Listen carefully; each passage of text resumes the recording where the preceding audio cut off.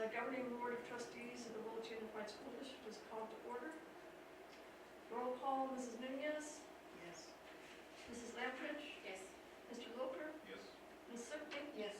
and myself, Mrs. King here. So, agenda approval. I Are would there- change, I have an addition to change the agenda. Okay. President King. I'd like to add on the closed session agenda on item 3D, Okay, to classified request to use sick leave.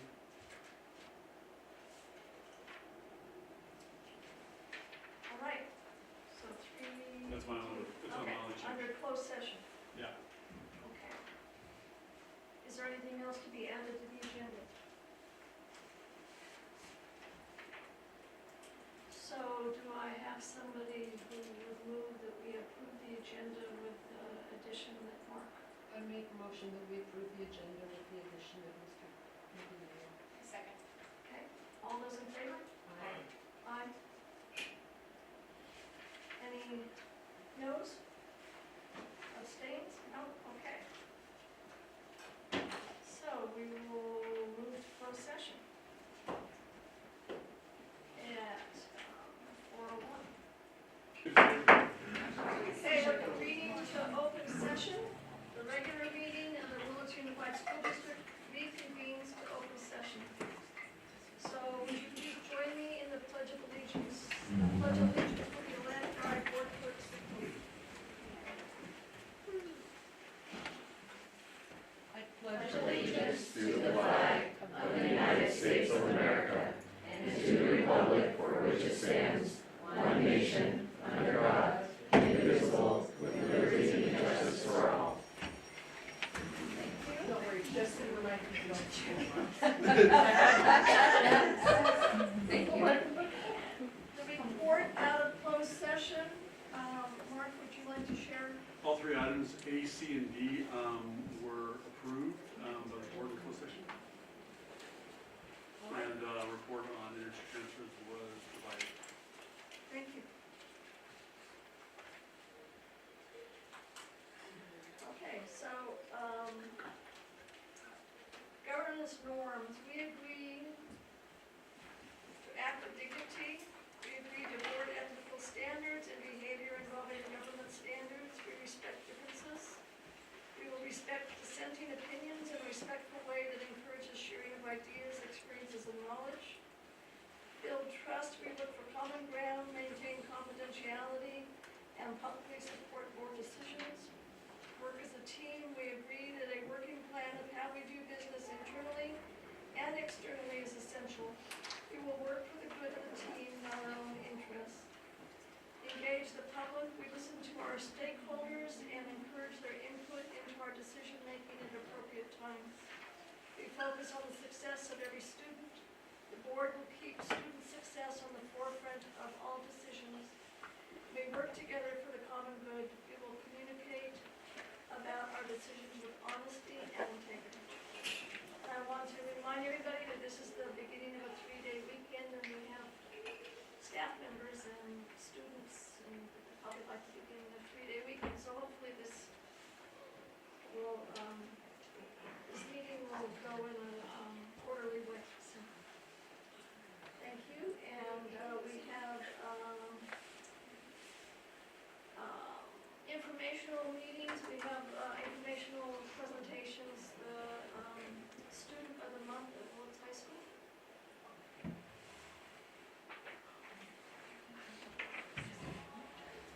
Board. A little bit excited?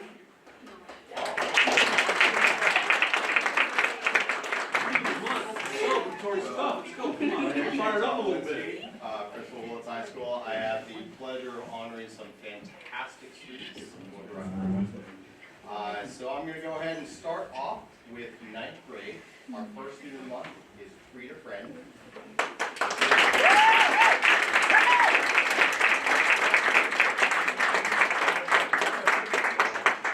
Frida Friend is an outstanding 9th grade student, excelling academically, athletically, and as a student leader. Yes, come on.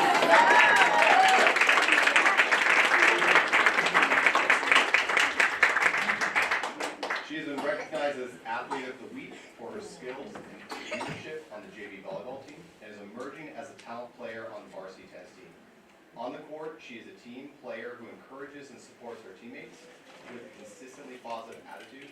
In the classroom, she thrives in advanced mathematics, language, visual, performing arts, and science, maintaining a 3.9 GPA. Her natural intellect, curiosity, work ethic, and comedic timing make her a joy to be around, both in and out of the classroom. Rita exemplifies the highest form of character and self-respect, demonstrating a rare level of social awareness for her age, and making a meaningful impact on our school culture and community, whether in physical education or competition. She's a joy to have. Congratulations.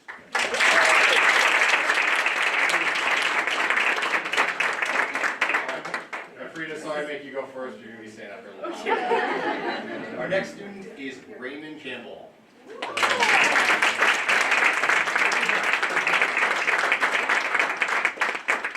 So Raymond is one of our ninth graders who exemplifies respect, kindness, dedication, and leadership. He is deeply committed to the WHS Native American Club, serving as treasurer and actively participating in every event, including fundraisers where he and his family generously contribute homemade fry bread and banana bread to support NAC students. Academically, Raymond excels in mathematics, science, health, and building trades, maintaining a high GPA while successfully balancing his studies with athletics. As a JV football player and wrestler, he demonstrates discipline and perseverance, always showing up ready to participate with great effort in physical education. Congratulations, Raymond.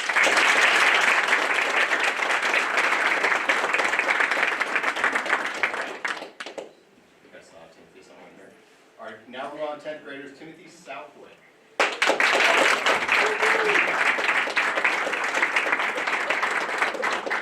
So Tim is someone who goes above and beyond in everything he does. He is highly intelligent, kind, and respectful, demonstrating a strong work ethic and the ability to advocate for himself, even when faced with challenges. Academically, he's excelling, currently working on completing his 7th college class. In addition to his studies, Timothy showcases great craftsmanship in woodworking and is an experienced long-distance backpacker. Have you guys done the Sasquatch yet? He is deeply involved in the community, serving as the senior patrol leader of Scouting Troop 42 and making significant progress toward earning prestigious Eagle Scout Award. He's also a pretty good salesman, and Tim, where's my popcorn? It's an inside joke. His talent extends to the stage as well, where he will be playing Prince Eric in this year's production of The Little Mermaid. He has a great sense of humor and a dedication to seeking every task through. He's just a fantastic student. Congratulations, Timothy. And hey, Timothy, guess what?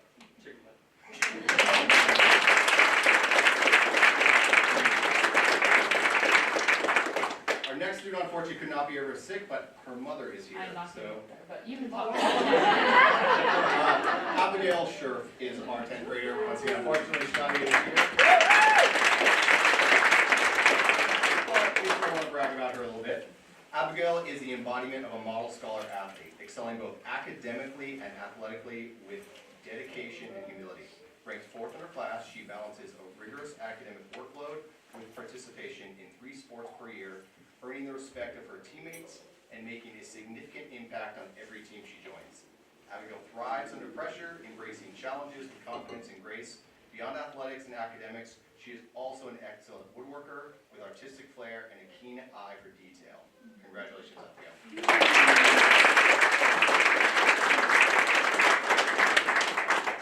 Don't know if I see Celise yet, so I'm going to come back to her. Oh, she is. Okay, she made it. Wonderful. 11th graders, Celise Leon.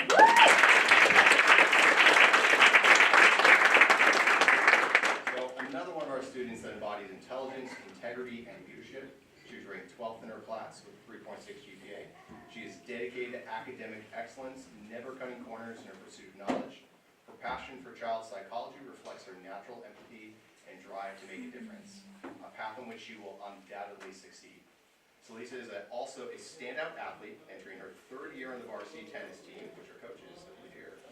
As a respected team captain, she is a true team player who is always willing to help, treating everyone with kindness and uplifting her teammates with an infectious smile and positive attitude, which I had the pleasure of experiencing. She was one of our office TAs last term, so she's great Beyond the classroom and the courts, Lisa is a peaceful yet powerful leader, recently nominated as a candidate to represent WHS and American Legion Post 107 at this year's California Boys and Girls State Civics Leadership Conference. That's a mouthful.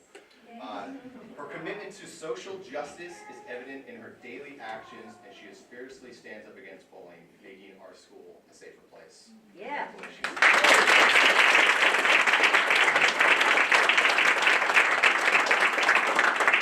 Mr. Lane. Cole Lane is our 11th grade. So he is...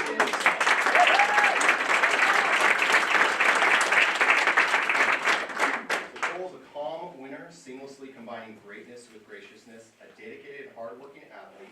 He consistently pushes himself to improve, demonstrating discipline and perseverance in both golf and cross country. His efforts have paid off, winning the last 2 golf tournaments and achieving the fastest league time in cross country to become the league champion this year.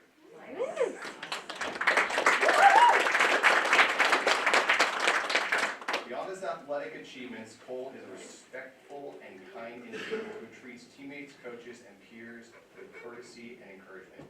His quiet determination and sportsmanship make him a true leader, both on and off the course. Cole, you're going to run 4.519 next year, right? Congratulations, Cole.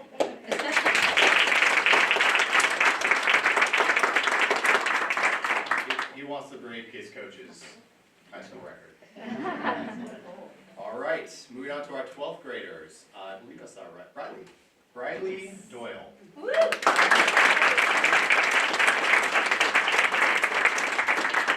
Riley is an exceptional student whose kindness, intellect, and dedication set her apart. Transferring to WHS at the end of her junior year, she seamlessly integrated into the school community, quickly becoming a positive influence on her peers. Ranked 6th in her class, Riley has consistently challenged herself academically, balancing a full high school schedule with college courses. Currently working on, I believe it's your 6th course, correct? 7? Okay. She is not only a deep thinker, but also an outstanding writer, with several of her assignments saved as models for future students. Her combination of academic excellence, thoughtfulness, and genuine kindness make her a truly remarkable young woman. Congratulations, Riley.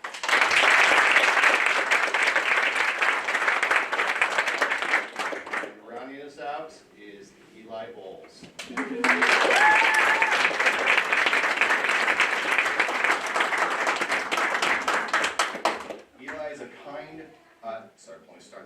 Eli is the kind of student who leaves a lasting impression on everyone he meets. Charismatic, kind, and universally well-liked. He connects effortlessly with people from all walks of life. Academically, he is a powerhouse, self-starting, focused, and intrinsically motivated to grow and learn. He's right now in the running for a valedictorian and will graduate having completed 2 career CTE pathways, woodworking and patient care, along with 10 college courses. Eli's love for learning is deeply ingrained, likely influenced by being raised by 2 teachers in our district.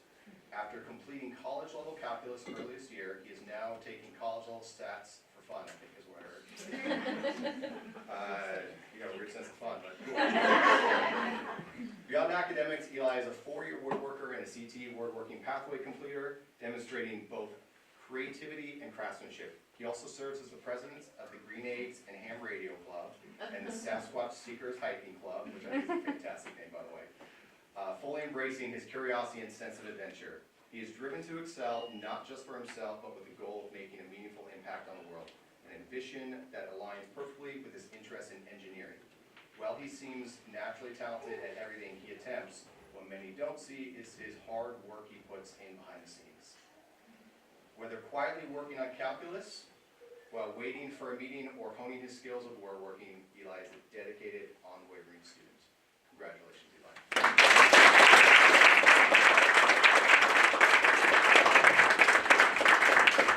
Now we get one more fantastic applause for our great.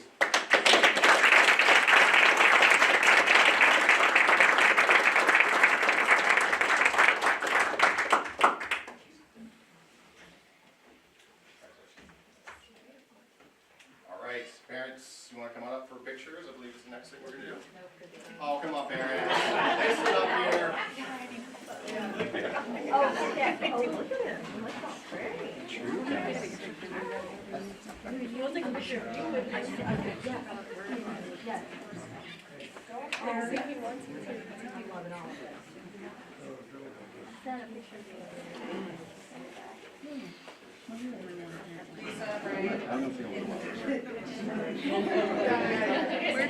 Not a video. For those students in the district, we have a YouTube that we post these to. It'll be up probably by noon. Parents, get in the picture, please. Oh, not a problem. We go back about 5 years. Oh, the girl, yeah. Board members, you're in the picture too. Yes. I'm so proud. Look at all of them.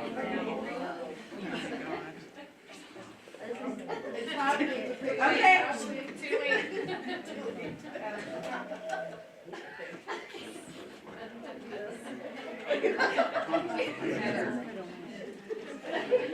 Okay, everyone smile. 1, 2, 3. Willits Weekly.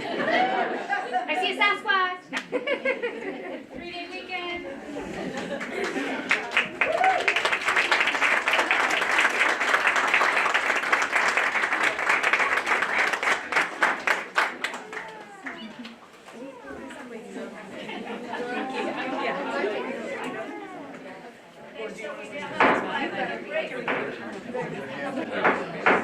No, the band.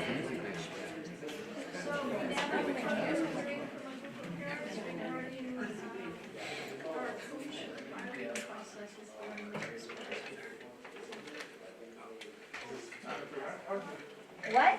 No, Jeannie, no one can hear, sorry, in the back.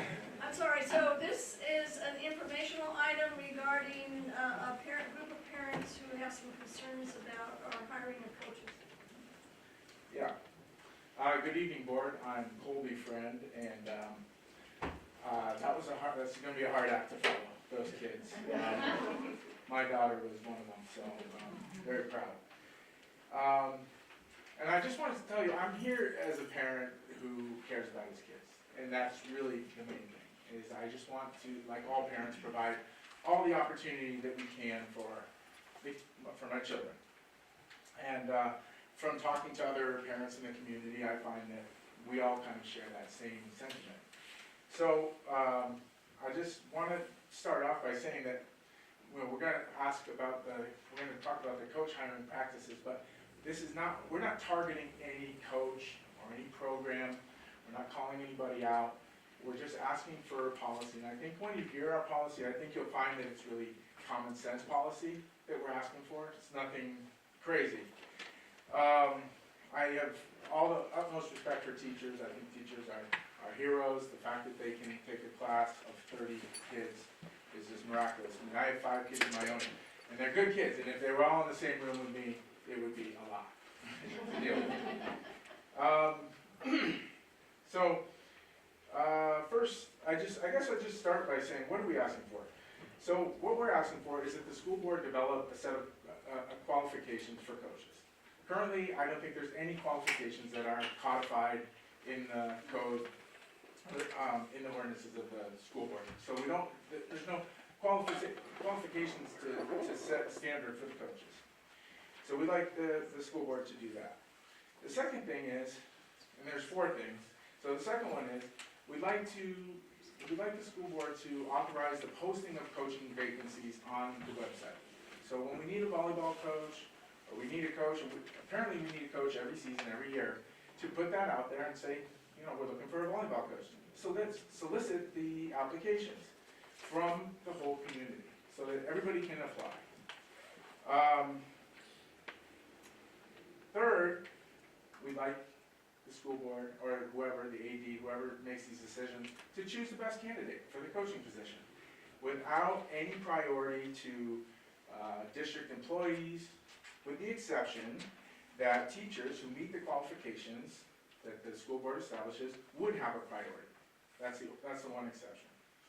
And then fourth, we want the AD we want there to be evaluation and accountability. So at the end of the school year, when at the season, we go and we look back at the season, we say, what happened? Did we win? Did we lose? Was there good grades? Was there infighting? Was there good sportsmanship? We look at it, we can evaluate it, and then coaches that are doing really well get to proceed on. They get to keep coaching that sport, and if they're not doing well, we look for a new candidate. So that's just how every sports program in the world really does it. I mean, if you talk about, UCLA or University of Oregon, when they're looking for a coach, they put it out there. I mean, they don't just like go around asking, the professors or people that work for the school if they are, want to be the coach, the diving team or the football team. So we're just asking for common sense policy. So currently the policy is that it's put out to the district employees first. And if any district employee wants a job, they get to take it before it's ever presented to the community at large, okay? So this, and again, we want the district employees to be able to apply for the job. We're not trying to keep anybody out. Our goal is to bring more people in. And so that's our goal. So it gets put out to the district employees. If they take it, then it never reaches the public at large. And it just creates some really strange scenarios. So I just want to present a couple scenarios for you. So let's say, for instance, Steve Kerr was to move to the neighborhood. Okay? If anybody doesn't know, he's the coach of the Golden State Warriors, and he is a 5-time NBA champion, 4-time coaching champion. Who's counting? As a player, anyway. I was 3 with the Bulls. Just keep going. Anyway, here we go. So he moves to the neighborhood, and he's retired here, and he says he's offering to coach the basketball team. And, but one of the bus drivers has applied for the job, so we can't give it to him. And I just ask you, does that scenario make sense? And by making sense, I just mean, does that benefit the kids the most? Is that in the best interest of the kids? And I would say no. I mean, they have an opportunity and they're not able to take advantage of it. So, let me give you another scenario. Let's say there's a coach, he's been coaching some kids in City League, and they do really well, and by some miracle, nobody takes the coaching 6th grade job for basketball, and he's able to get that job. And he takes the kids, and they have a great year. They go 18-2, and they show good sportsmanship, they get good grades, they volunteer at the senior center, they're just the talk of Mendocino. The next year, so let's say in a tournament late in that year, they're playing, and one of the lunch ladies from Gloucester sees the team and says, wow, that looks like a whole bunch of fun. I think I'll take that job next year. Should that guy have to give up his job because somebody just wanted to step in and take him? I mean, that is the scenario that we have, that we face ourselves with now. One more scenario. Same thing. We have a kid, a coach, he's coaching these kids, they're doing great, they're doing well, and breaking all kinds of records. The end of the season, the next year, there's a new teacher, and she wants to coach the team.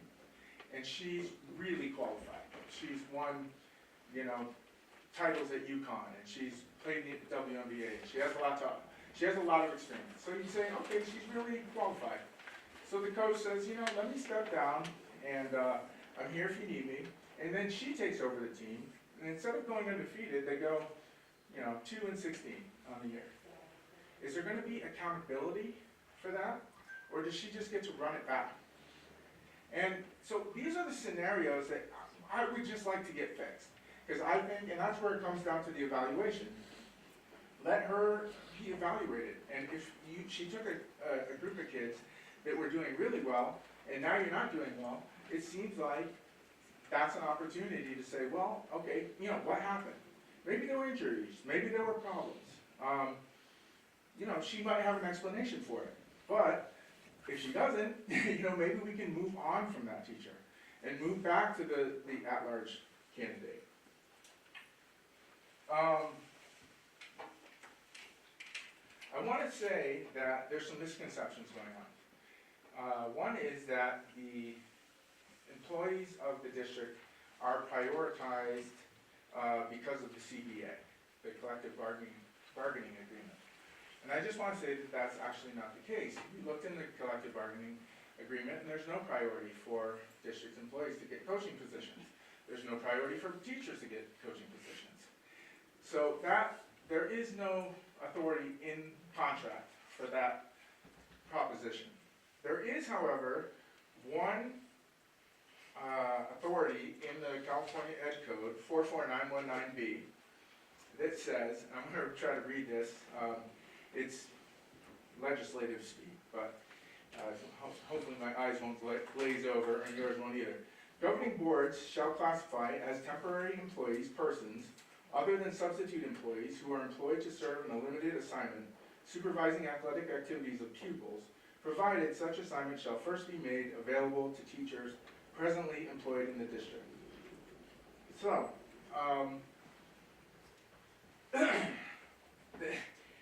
this is just a great example of legislative speak. This is what they say is, people who are employed to serve in a limited assignment supervising athletic activities of pupils.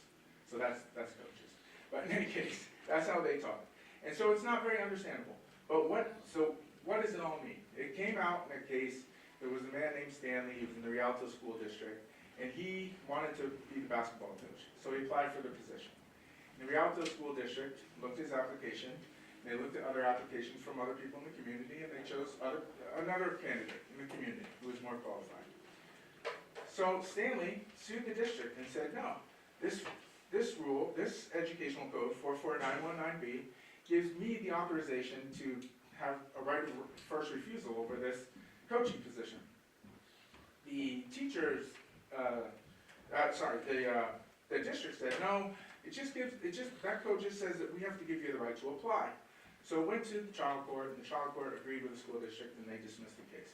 So Stanley appealed it. They went to the appellate court.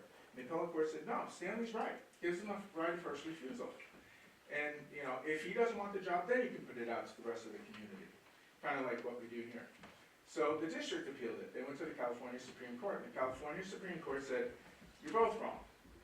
What it is that he does have a priority, provided that he is qualified.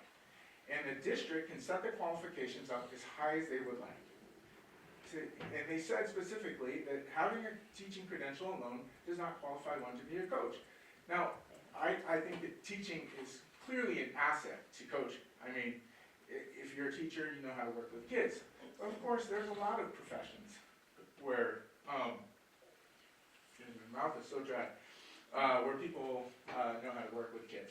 You have pediatricians, you have people that did Little League, you have people who run camps, you have people who work with kids in all types of functions. So it's not just teachers that know how to deal with kids. So the qualifications is the key to that Rialto rule. It's not just that you have a priority over other people, you have to be qualified. So, we would just like this district to adhere to the Rialto rule, as it is interpreted by the California Supreme Court. That if you have a qualified teacher, of course, they will be prioritized. Otherwise, there is no priority. And for district employees, there's nothing in the code about that. So I don't know why we're prioritizing district employees, honestly. It seems like we would want to get the best coach available. As a parent, that's what I want for my kid. I have very smart kids, very athletic kids. There are opportunities for athletes, scholarships. There's money on the table for these kids, and their time is limited. They only have this time to achieve those scholarships, learn those sports, or maybe get a career in sports.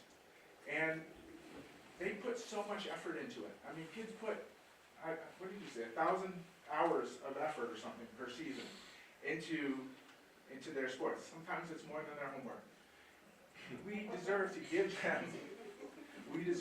them the best teacher for that sport. I know, with music, we would never say, well, if you don't know music, you're still qualified to go and teach these kids music. So it's the same thing with basketball, the same thing with football, lacrosse, volleyball, whatever. Lacrosse, back to my school.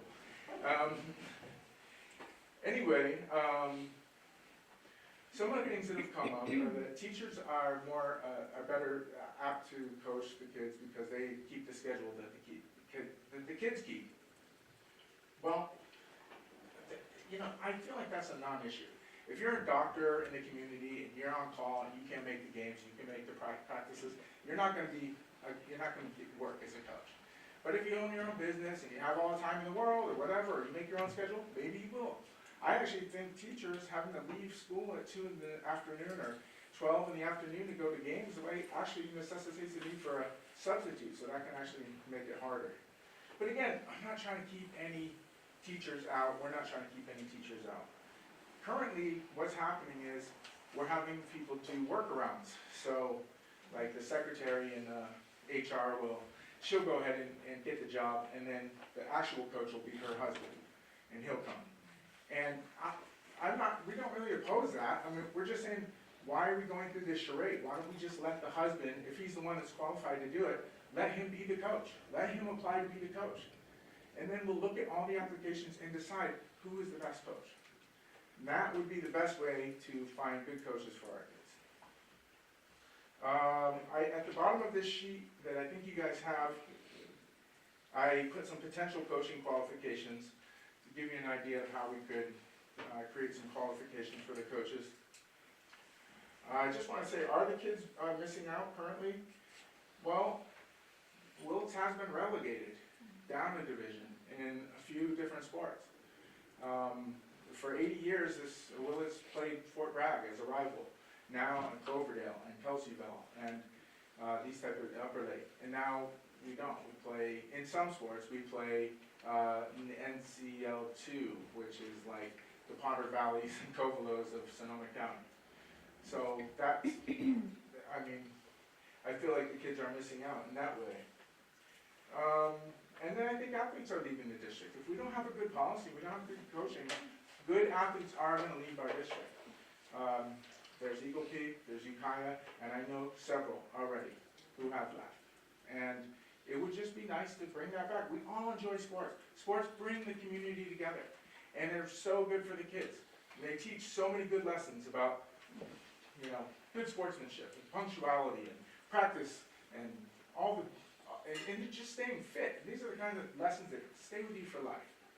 So I just hope, we're going to bring the actual agenda item next month, and we hope that you guys would consider changing this policy that's really made up by the Willits district. It's not necessary. It's not found in any place in law or contract. So that's what we're looking for. All right? Thank you. Thank you. Thank you.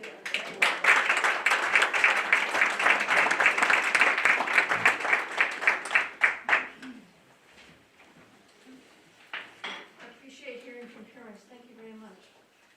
So, I'm sorry I was late. Is there a category or public comment? I'm sorry, what? I apologize, I was late. Am I able to make a public comment? Is it in regards to this issue? Yes. Go ahead. Okay, thank you. This is an informational item, not Right, a, so we'll let it go, each Yeah, person yes, has to yes. talk as long as if it's an informational item, not a they do. public comment item. Thank you, I appreciate it, as my work schedule is gonna allow me to be on time. I apologize again, so I just wanted to add, a little bit of detail. I'm also a mother of a student at Castle Middle School and have a younger one that's coming up, and I am one of the moms who is looking at moving my son to a school district in Ukiah. Unfortunately, I really don't want to, because the teachers have really provided have worked on establishing a good system for my son and the teachers, your IEP plan and more. So it's unfortunate, but I am one of those families, as it's also part of my career through kinesiology, that strongly believes in physical activity and sports being a major component of him growing up. My son is one of those students who wants a career in the sports field. And in order to have that happen, he needs to be able to have the best of the best coaches that he can have growing up, to have the best fundamentals. And that doesn't mean he's winning, it's not about winning, but it means he's really learning the best components, the best fundamentals of every sport, so that he could be the best that he can, learn the most, and also be in healthy condition, no injuries. And that's a large component of having the best qualified, adequate coaches, because they prevent injuries from happening, as well as they grow their fundamentals. So I typed up just a little bit of, I'm gonna read quickly. What do athletes need from coaches? Athletes need a coach who can effectively guide their technical, tactical, and physical development to help them improve at their sport. Coaches can use a variety of educational methods to improve their knowledge in this area. Having coaches with formal education that is part of a structured curriculum on psychology, motor learning, cognition, and psychology, the influence of aging on training, professional training, and experience, and more, combination of all, is all crucial for our ability to help athletes improve their sports performance. Informal education that happens outside a structured curriculum is important too. This occurs as coaches naturally pursue interests, talk about ideas with other coaches, ask and receive feedback from other athletes, and try things out in practice. Athletes generally do not want a coach who exists as a time capsule of knowledge from when they were athletes themselves, or from when they had a good season with a certain team and worse, minimal years of experience for only their high school experience. If we want athletes to keep developing and trying to find a competitive edge anywhere they can, then coaches need to have an open mindset to doing the same. If a coach only has their own experience to draw from, they're likely to replicate the kind of coaching they received in school. This may not be appropriate or effective across multiple contexts. Despite the contextual differences within sport, from youth sports to competitive high school and college programs, to high performance of professional sport to master sports, all athletes need some level of fundamental psychosocial needs, which is universal for psychological well-being and motivation, including autonomy, the ability to make your own decisions without being controlled by anyone else, competence. You have the ability to do something well, you're capable of performing a task or job effectively. Relateness, the desire to feel loved, connected to others, and meaningfully involved with the broader social world. Sport coaching research indicates that when athletes play for a coach who participates in formal training and education, these athletes experience the following: lower anxiety, greater self-esteem, higher motivation, more likability towards teammates and coaches, lower likelihood of quitting sports. Through my experience, I've experienced a lot of students either quitting or trying to find, like I said, a different school where they can get the right education they need to pursue their dreams. So what are the effects of poor coaching and having closed mindsets to learning from other coaches? So when you have coaches who have personal experience as a mom too, who absolutely refuse to learn from other coaches, we have some amazing people in the community who have a lot of knowledge and experience, and I have personally experienced a coach with very minor, only experience qualifications from when they were in high school, completely closed down and refused to learn from amazing retired collegiate and semi-professional athletes in their community. And they're like, no, I'm the coach. And then it's the kids that are suffering from having such closed and fixed mindsets. So, end result of that, it's a high injury rate due to inappropriate coaching methods, high quitting rates resulting from abusive coaching, high conflict among teammates, parents, community, or coaching staff, less opportunities for sports careers.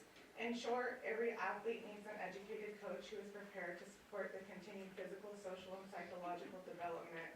If the youth are our priority and come first before all, the most educated and experienced coach should be the priority. Of course, sometimes we are limited to our options and shall pick the most qualified applicant, but the community needs to have the opportunity to apply alongside school staff to accurately and efficiently know that we are absolutely choosing the most qualified available to our student athletes. Thank you for your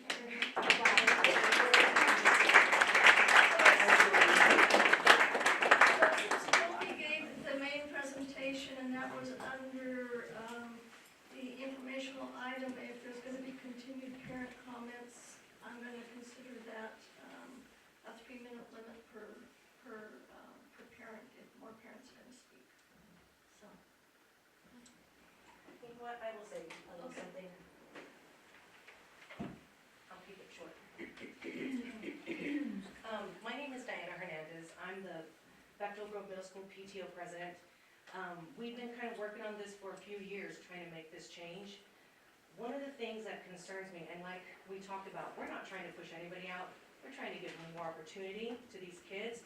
There are so many coaches that coach league basketball, that coach Little League, that would love to come and work at the schools and be coaches, but have been told, well, you're not a district employee. You can put your application in, but I don't know what's gonna happen. I don't feel like that's acceptable. I have two sons that are amazing athletes that are gonna go somewhere. And the talk in our house is, maybe Willits isn't the spot, and that breaks my heart. We moved here from Fresno years ago, where they're pushing kids from kindergarten into Fresno State. We don't have anything like that here. If we can give these boys and these kids and all these athletes, these young girls, the opportunities that they deserve, they're gonna go far, whether it be in a career, whether it be actually in the sports. But my son just went to a big tournament, they took 3rd place. He got a little scholarship situation, he got all-tourney, and the problem is that he did it not because of, but in spite of. I'm not saying anything about the coaches, but what I am saying is that when there's no repercussions to the other teammates because of the problems that they cause, it makes it hard to work with the coaches. We want to make sure that, like they said, the coaches that come in are qualified. I went to several people and said, hey, would you ever consider working at the school, working as a coach? Well, yeah, but I don't have a chance because I don't work for the district.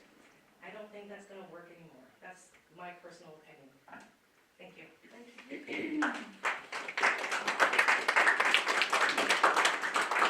Is there any other parent that has, or community member that has some input on this informational item? Hi, I am the parent of a collegiate athlete, and I need to remind the parents here that it goes beyond just they're a good player, everything else. Nationwide, the percentage, depending upon their sport, that they go to the collegiate level is anywhere between 3 and 7%. It's very minute. Now, all of the coaches that our daughter, encountered were educators, because they understood the importance of the skill level of not only their athletic prowess, but the other traits that they were being taught. That's the component that I think teachers bring to the table, and I think that need to be valued and respected and maintained. So I speak from experience, going from a city sports league parent at 7, 5, to a collegiate athlete, and the rigor that she has to maintain. And my fear is that outside of the fact that we open this up to the community, that we take the focus away from student athlete to athlete student. And I think we need to remain focused that they are an athlete first, that they are student first. In off season, my collegiate athlete has to do 8 hours of supervised studying. 8 hours, in addition to her practice time, which is about 10 hours a week, if not more, her classes, and then any social activities, which are very limited, which as a parent, I'm okay with that right now. So, just the focus remaining that they are students first, that's my only comment. Thank you. Anyone else? Well, I appreciate the public interest in the subject, and we're on our agenda for a 5-minute break, and then we'll return for CSCA comments. Thank you. Thank you. So I apologize. My agenda shows another 5-minute break, and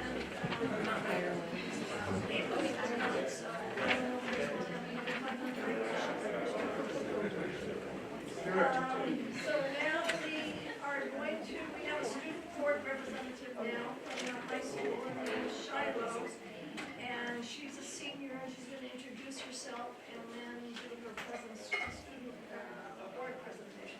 All league volleyball player, by the way. I'm Shiloh Moyer. I'm the recipient finance for High School. I'll be presenting currently from high school. As of next Friday, March 21st, the junior class will be announcing our prom theme. Our prom be volunteering at the senior center for the Mother's Day breakfast. And our senior class trip is for May 30th at the Santa Cruz Beach Boardwalk. Great, we're glad to have you very much. Thank you.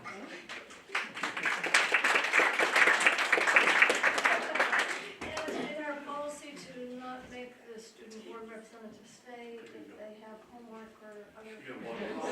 It's like a walk. It's like stroll out. Be tall, be proud, and smile all the way out. It's your first time that I'm proud for you.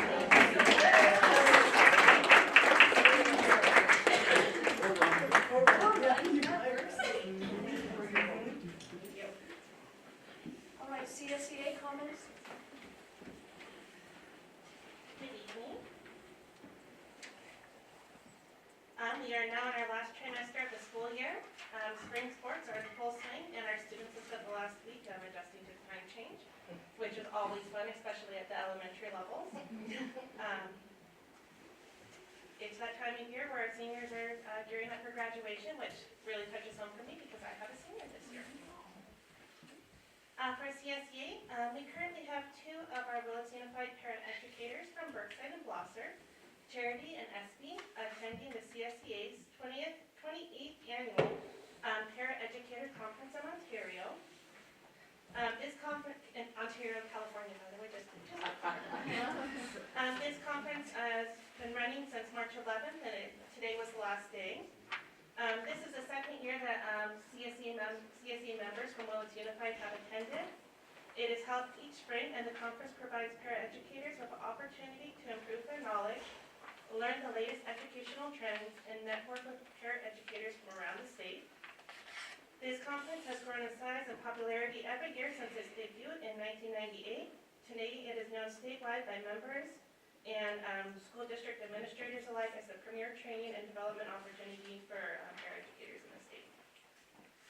Although this conference is designed specifically with paraeducators in mind, it is open to all CSEA members, which is a wonderful thing. This year, it was paraeducators that went exclusively. Last year, we had some crossover from different divisions as well. But this conference offers skill-specific classes across a variety of topics that cross over into other classifications that have pretty much anybody that has daily contact with a student.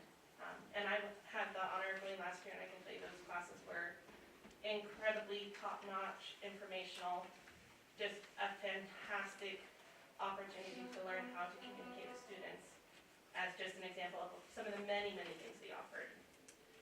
CSE would like to thank the district for this amazing opportunity for our members to go to, and they are wishing Charity and SB safe travels home. They are currently in process, I believe, of coming home to us.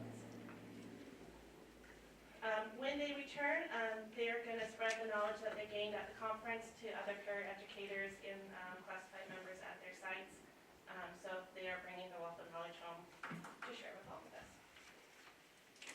Each May, California salutes the important contributions of classified employees during Classified School Employee Week. This year, we are celebrating the theme Trusted, Inclusive, United. California classified employees have earned respect as educators and partners in the education community. More importantly, they have become recognized as essential frontline workers who keep our schools up and running while making a difference in the lives of the students they serve. So CSA is looking forward to honoring our Willits Unified classified staff during the week of May 18th to May 24th. And I would love to encourage you that as you go to your site visits, that you really look at what classified members do on a daily basis, especially the interactions between them and students. I cannot tell you how much joy it brings me to go to a school site and to see either a yard aide or a cafeteria worker or see a bus driver stop and communicate with their students and give them positive encouragement, and it's just a fabulous thing. So that is all I have this time. Have a wonderful month until I see you next time.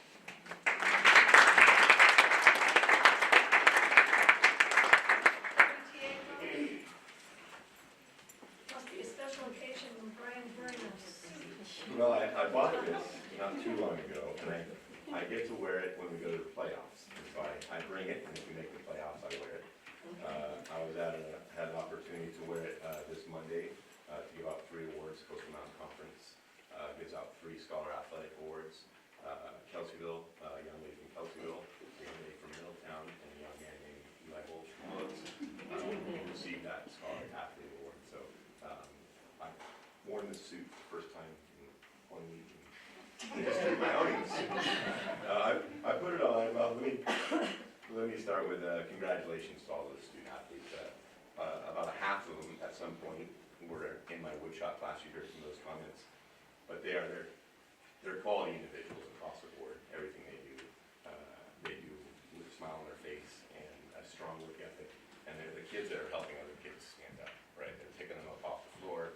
If they fall down, they're the ones that say, hey, Mr. Bowles, I think that kid boo-booed his finger on the sand, or because they're too scared to tell me. All those things are true, right? They're really neat kids. And we are lucky to have them in our school district. So congratulations to them.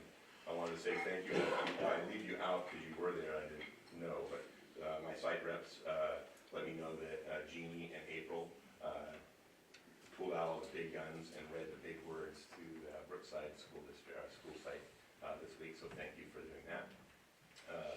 And also look forward as a having a graduating senior like Ms. Mia. I'm excited for Silver Grads.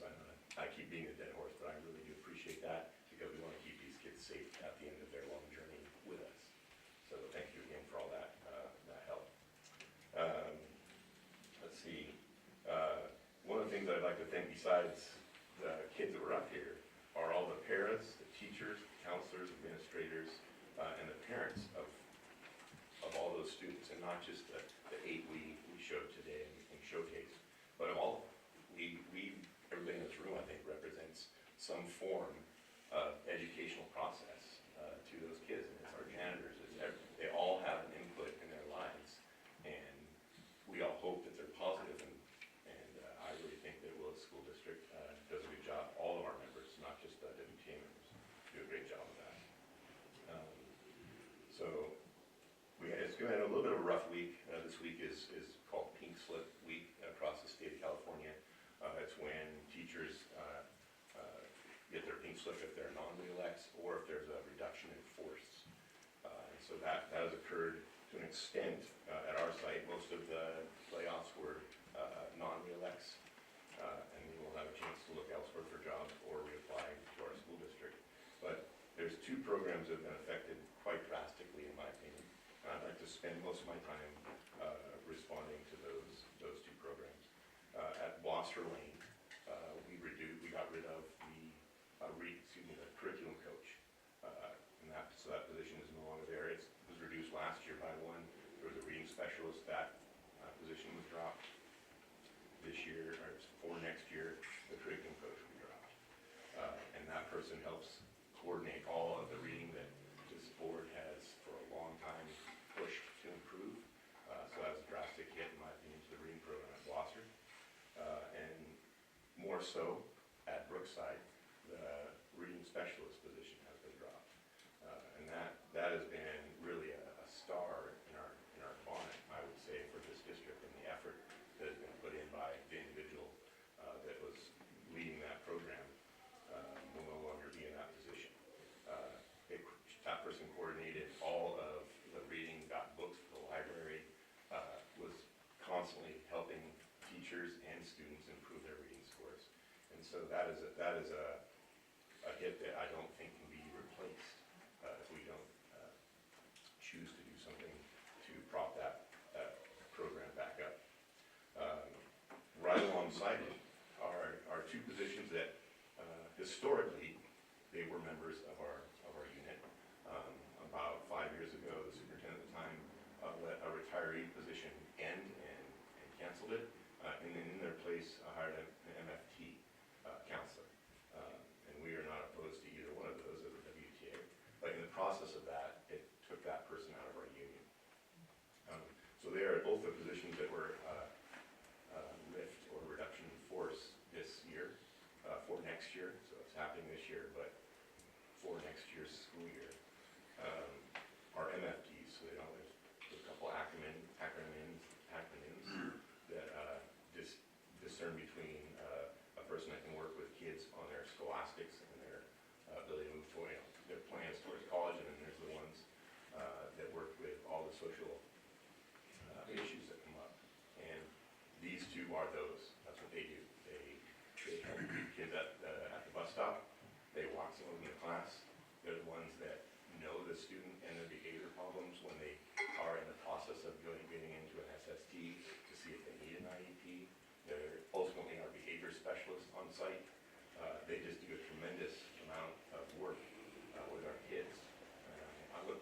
notes, and every single time I've been at this podium this year with the board, I've said one thing in particular that resonates throughout, and that is we need more help with our social issues with our student population. And so starting their school year without it at age level, I think is a drastic problem for this district. I think you'll see repercussions immediately. I think you'll see repercussions this year with it as the population of our staff realizes what kind of a hole they're that this is going to create. So I do have a couple things that people should know will go away as those positions go away. A lot to be out my readers for some too.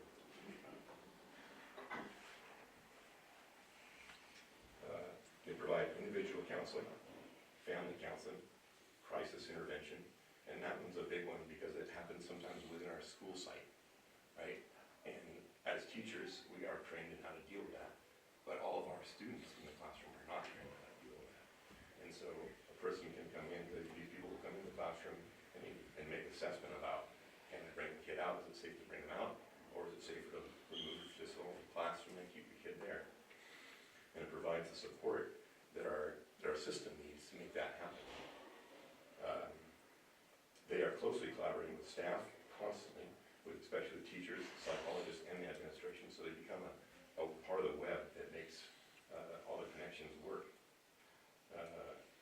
They have an incredible amount of cultural competence, which is really important in a community where we have Native Americans, we have Hispanic Americans, Caucasians, the whole gamut is happening here. And it's important to treasure those different cultures and weave them back into our classroom, and so they help with that. They provide referrals for the external mental health services, so when you have suicide issues, things like that, their life-changing experiences, they are the point people that make that happen. And they also engage in all of the education of our teachers. They are the people that have the knowledge, and they're the ones that share that knowledge with us and create relationships with our teachers and the students, so we know, the kid knows they're in a safe environment. And I know that we have a lot of discussion about teachers and coaches and things like that, and I actually agree with everything that Mr. Friend said about the importance of all those things. And this is a way bigger fish to fry, what I'm talking about, than coaching. And not to belittle it by any means. But as a WTA president, I'm vested in this group of people. I'm invested in this district. I'm invested in my children, and I'm invested in everybody here's children. I really care about them more than I care about almost anything else in my life. Both my parents were teachers, and I feel like that history and that background that I got from them is what empowers me to stand up to inequities and unfairness. And I feel like this is an injustice to our students and our future students. And I really hope that the board listens. It's one of the reasons I wore the suit today. Shouldn't have all the sawdust. But it's an important, very important topic, is making sure we have counselors for this age group and beyond. But please hear me, and please hear other people if they choose to speak later during the comment section. Thank you for all the parents that are here. You're very valued, you're incredibly valued, and your input is valued, both in athletics, but in education in general, I think is even more important. So thank you for your time tonight. I won't keep it too much longer because I promised to focus on one subject and one subject all the time. So thank you. Thank you all for being here.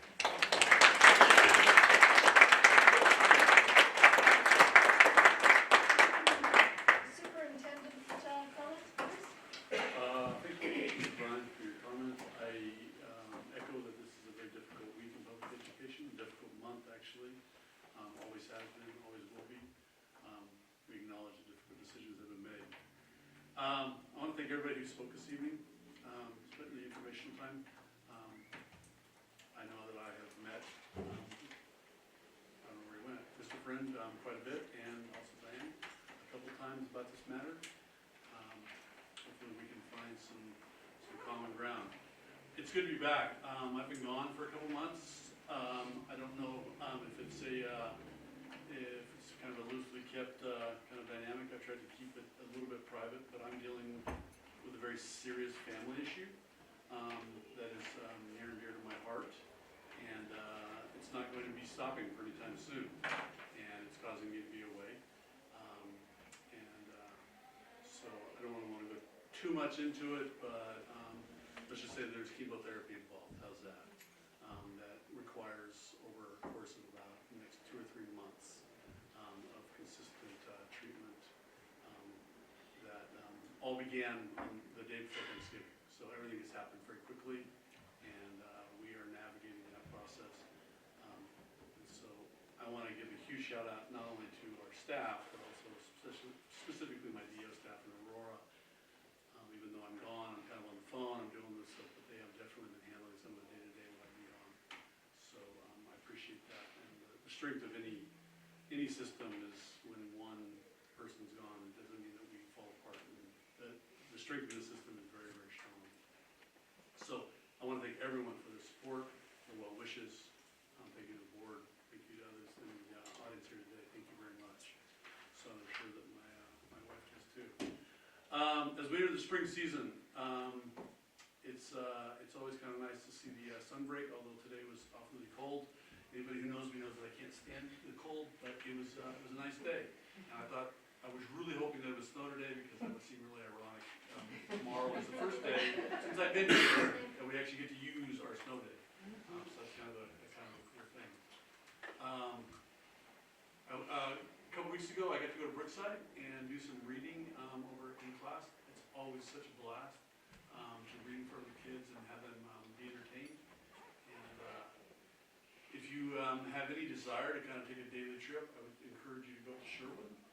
We have some really cool things being built at Sherwood.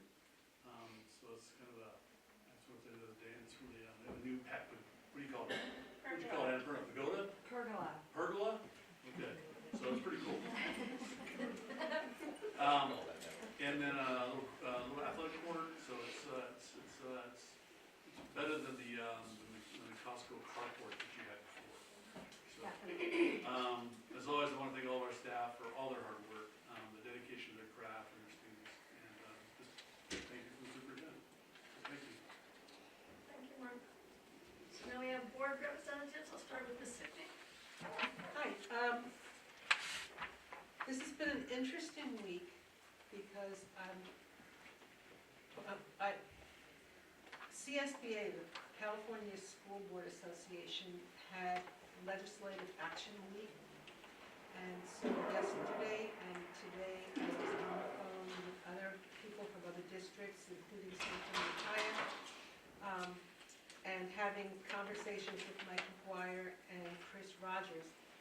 One of the things that they were talking about was in budget, apparently our governor wants to have a $1.6 billion withholding of funds that he's promised us. That's supposed to be the bottom line that we have, that it has. He's trying to trash it, basically. He wants to have the money set aside to use from other things.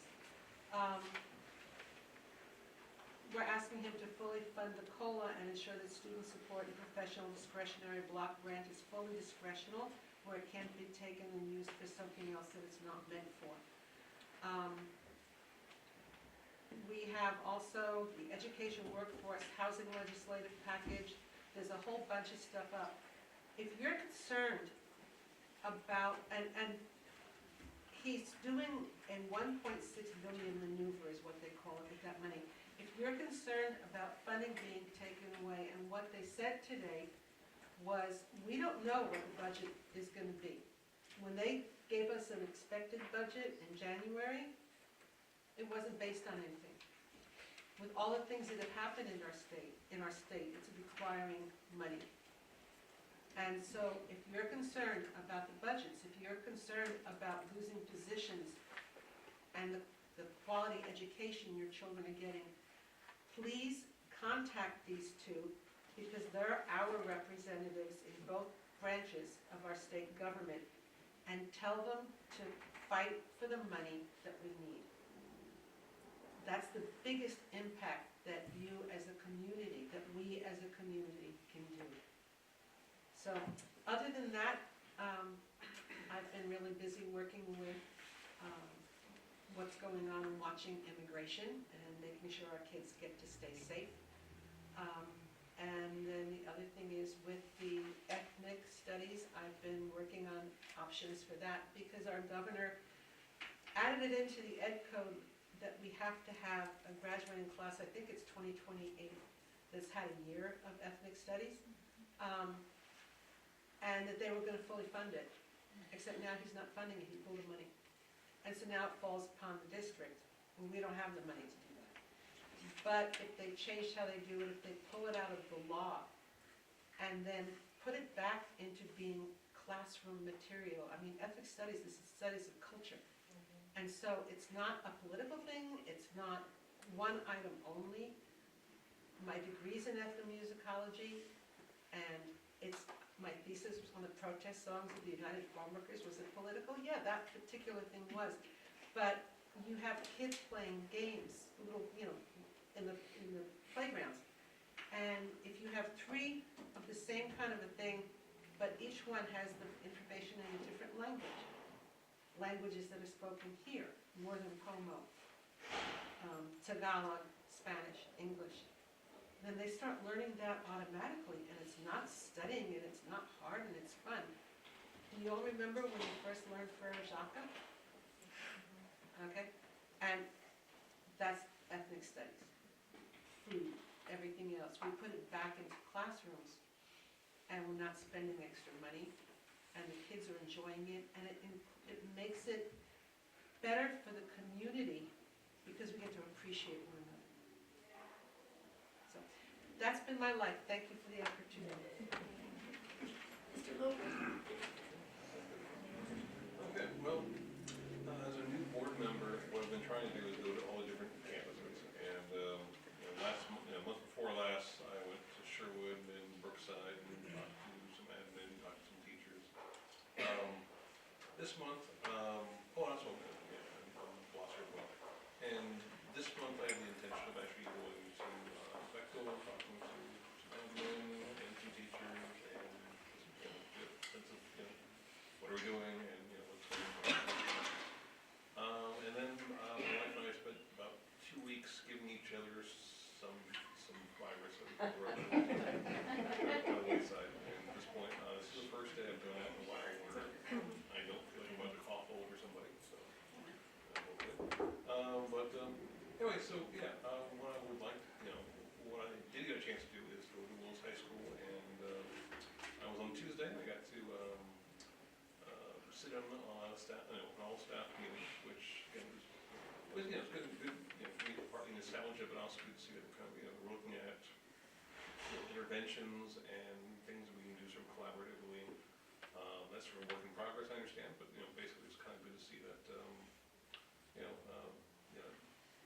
some level we're kind of looking at sort of what do we need to sort of tailor instruction, tailor our day to address the needs of our kids, which is always sort of an ongoing thing. And also I got to sub, I'm subbing at Ukiah now since I can't do it here in Willits, and I subbed at Eagle Peak for about a week, and I subbed at Pomalita. Got to talk to admins from both sites, and so I got some insight into what they're doing. I think it's always, in fact, I encourage anyone who is interested in education to go to a different school site, because the way we do it isn't the only way to do it, and it's surprising how much variation can go by just driving 20 minutes down the hill.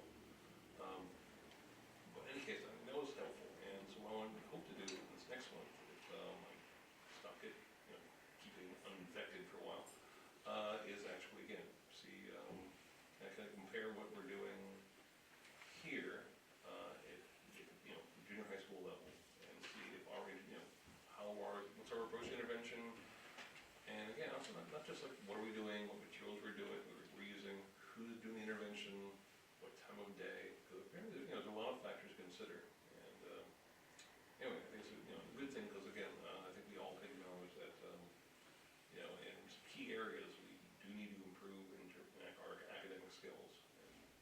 kind of what I hope to be doing.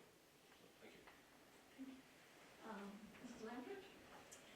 I was, obviously you guys all know, President of Willits Sober Grad, so I get to talk to the seniors once a month. We have fundraisers. We're gearing up. We've got a couple months left until Sober Grad Night, so that's been keeping me pretty busy.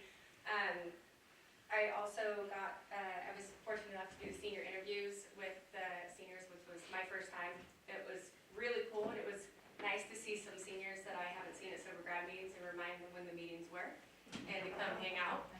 I also got to read at Brookside, which was really a highlight. It is so fun. I've never done it before. It was so much fun. I had a great time going to both the classes. The kids, even at that age, are so engaged when you're reading a book to them, asking questions. I chose to read a book about bees, so it was really cool to engage the kids and, let them know, because, their first reaction are bees hurt. So we had to talk about how important bees were and how great they are, so that was awesome. Congratulations to the basketball team for making playoffs. We, Sober Grad, got to host concessions, which thank you for that. That was awesome to be invited for that. And I've been going to softball games as of right now. I went to the celebration at Assembly at Gloucester, which was awesome. They have so many little treats and goals for each class. It was really cool to actually sit in and see.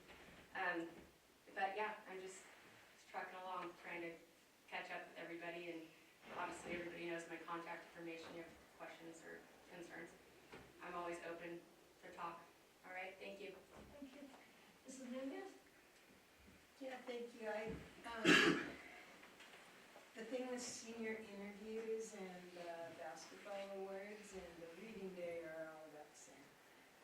Except that I did find that a lot of students that went to the senior interviews were truly beyond outstanding. It was pretty amazing to see kids who are 17 years old act like they're 25. My own girls are in their early 30s, and sometimes I look at them and compare the two and go, uh-oh, you're lacking in this. But they did real good, and a bunch of our employees have, okay, so I really love my daughter. It's a good save, okay? They hang out with some of the people in here. This is anyway, so that was really interesting. Like I told some people, their kids, I knew when they were 7, and then you don't see them again until they're 17, and it's amazing how either true to form and perfect they turn out, or how those little paths that they were detouring off and on have kind of got them back to the middle, and they did really, really well. Anyway, that's a big deal. The wrestling awards I went to this year for a change, and those were really entertaining. I didn't, we all grow up with our thoughts, and I really didn't realize that so many people involved in so many sports, like one kid could be involved in 3 of them. They excel in all 3, plus their grade point average is a 4-point extra. It's not 4.0 because their classes are, or those AP or whatever classes that they have to take, and so they're harder and they're worth more points, but it's kind of amazing that in their 24 hours they can do 30 hours worth of stuff, Plus they still look like they've slept and eaten, so it's a good balance. Anyway, I have a couple of concerns as usual, and one of them has to do with our school and district offices having, in my opinion, a little trouble with confidentiality in the people who come in and out. And so I'm really hoping that in the recent future, like yesterday, that sort of gets straightened out, okay? That you don't have, I know how important it is when you can't get childcare for a half hour and, you can't get off work until that half hour is up and they get out of school early. But it's really important that they have a place to stay and play or do whatever they do, or that there's a room for those important conversations that need to happen at school sites and at district office sites, and I'm really hoping, this is something I've complained about a number of times, but might as well bring it to the public, it needs to kind of tighten up. Okay? And I don't mean kind of like a little, it really needs to tighten up. The other thing is, I also have concerns about some of the immigration classes we were gonna try to set up for the district. I know I've pushed this a lot. Sadly, the more I study, the more stuff I wished I didn't learn. And part of it is that we have some serious attendance issues. And so as much as I was certain that the program might be rolled out, well, there was even talk of a week or two ago that it would start, or for sure next semester, it's really hard to roll out a program where everybody tells you, yeah, I'll come, and on the day, maybe a dozen people do, but the following week, you've got 3, you know.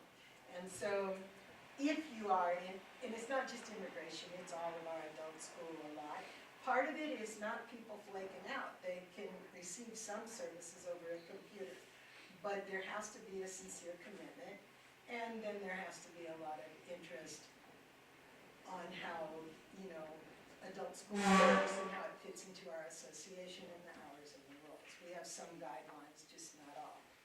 And that kind of concerns me with how things are going to be run at Sanhedrin in the future, and how other schools are just a concern for me, because sometimes when we feel there need to be serious budget cuts, people get shifted to this place and that, and you have to wonder, is that for anybody's best interest? Mostly this I mean for counselors, etc. But it's almost like the firing squad, you know, when the first one gets shot, you know the next 4 are gonna get it too.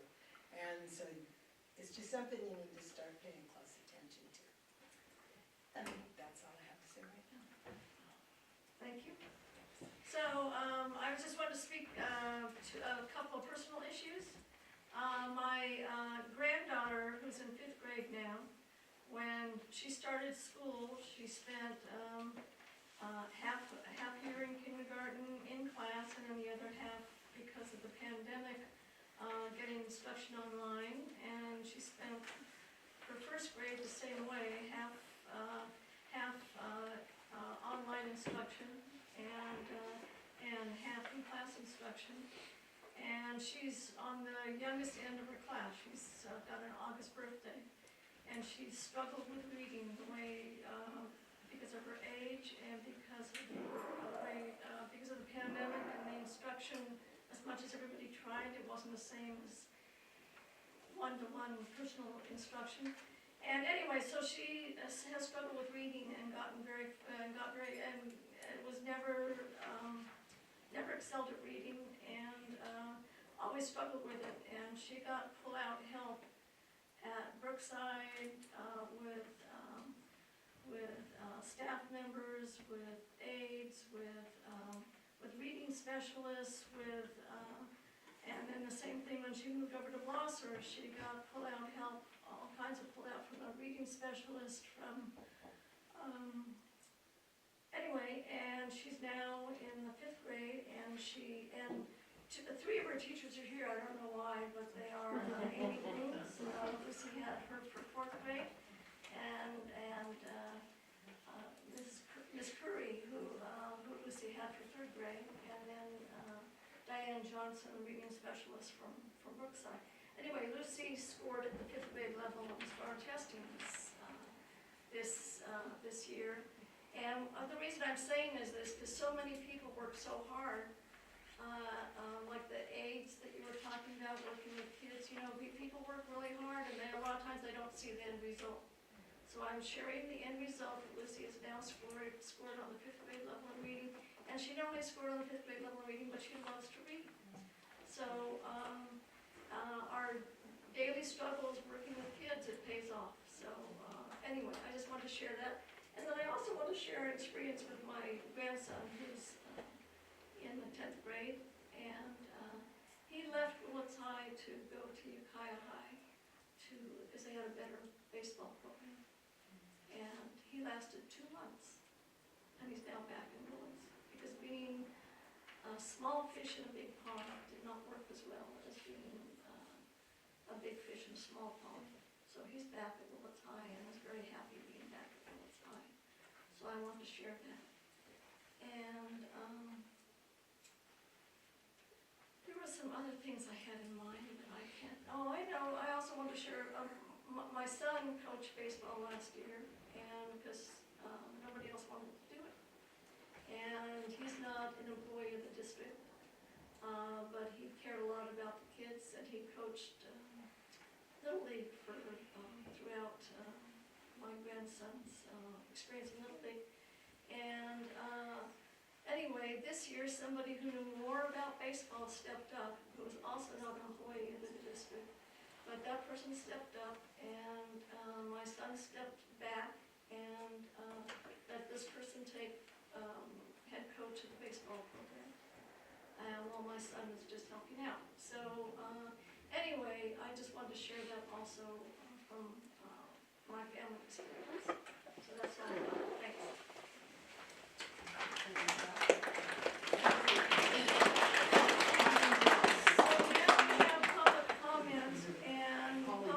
Comment is, we have 50 to 3 minutes each in order to be aware of our time.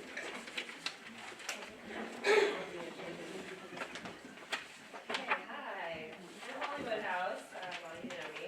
I'm gonna be very quick, but I'm just here to, seek board approval for getting the high school softball field dedicated to Carrie Stiles, who passed away last year and was a longtime coach there. For those of you who don't know, Carrie was a longtime employee of the district, held many roles throughout the years, but I feel that her legacy lies in her years as a softball coach. Like, you think of Carrie, you think of softball. I already spoke with Principal Topolinsky and Mr. Beebe, who directed me to come here and start the board approval process. So I don't know what that looks like beyond this point, but that is all I have to say. There are a handful of other folks who came here today in support of that, so I don't know if any of you want to say anything, but that's all I have. Thank you. Thank you.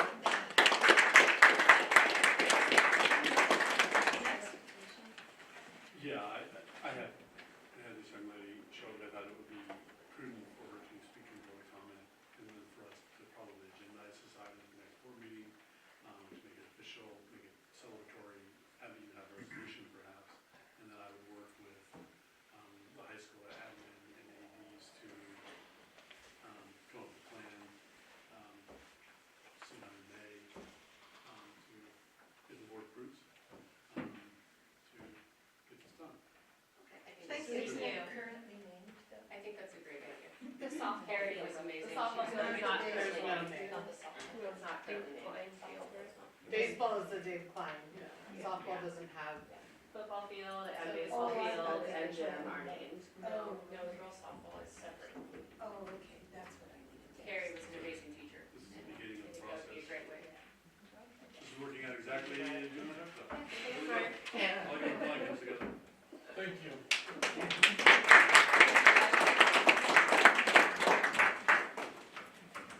Right, next. Hi, I'm Sandy Lucier. This is my 20th year teaching here in the district, and all 20 years I've been at Brookside. And I have a huge concern tonight that, to let you all know how crucial and critical it is to keep our counselors, our school counselors at Brookside, how necessary that is. And I'm very, very concerned, and we need to figure out a way to keep our counselors. We're losing 1.5 counselors, and to have a full-time counselor there on campus in a room, taking kids, helping teachers with students daily, all day, and we already needed more than 1.5, but here we're losing all that we had, and I'm extremely worried about not only new teachers that come in and need a lot of extra support. I know as a new teacher, I learned so much from our school counselor, and I couldn't have done it without that person. I probably wouldn't be a teacher today. In fact, I know I wouldn't have made it in my first few years without that help and support from school counselor. At Brookside, we have kids, we have the youngest kids there, so they are ages 3. Now we're getting another TK, so TK, we have 3-year-olds coming in to age 8. So this is a huge range of ages. We really need to teach them, help them with these skills, and we have problems, that from things when it's emergency, it's safety. It's, you know, a child is throwing chairs. Who do we call? That child's not gonna walk themselves to the office without a counselor coming in and helping the teacher. We have to evacuate the room, you know, from, you know, small group counseling to, you know, teaching those social skills, to teaching them, you know, how to replace those skills that are not working. That's all they know. They're so young, they're just learning how to behave and what school is about. And I think it's a crucial time for school counselors. It's just necessary. And also reaching out to families. And often I hear they don't know what to do. They really don't know what resources they have, what to do, so those counselors really help reach out and do so much for us. I don't think I could do it without them, so we need to work together to find a way to keep our school counselors at Brookside. So that's my main concern right now, among other cuts. I know it's a really hard time. I know we're up against cuts that have to happen, but I really need to find an answer, because I know I wouldn't be a teacher if I didn't have that school counselor in my early years.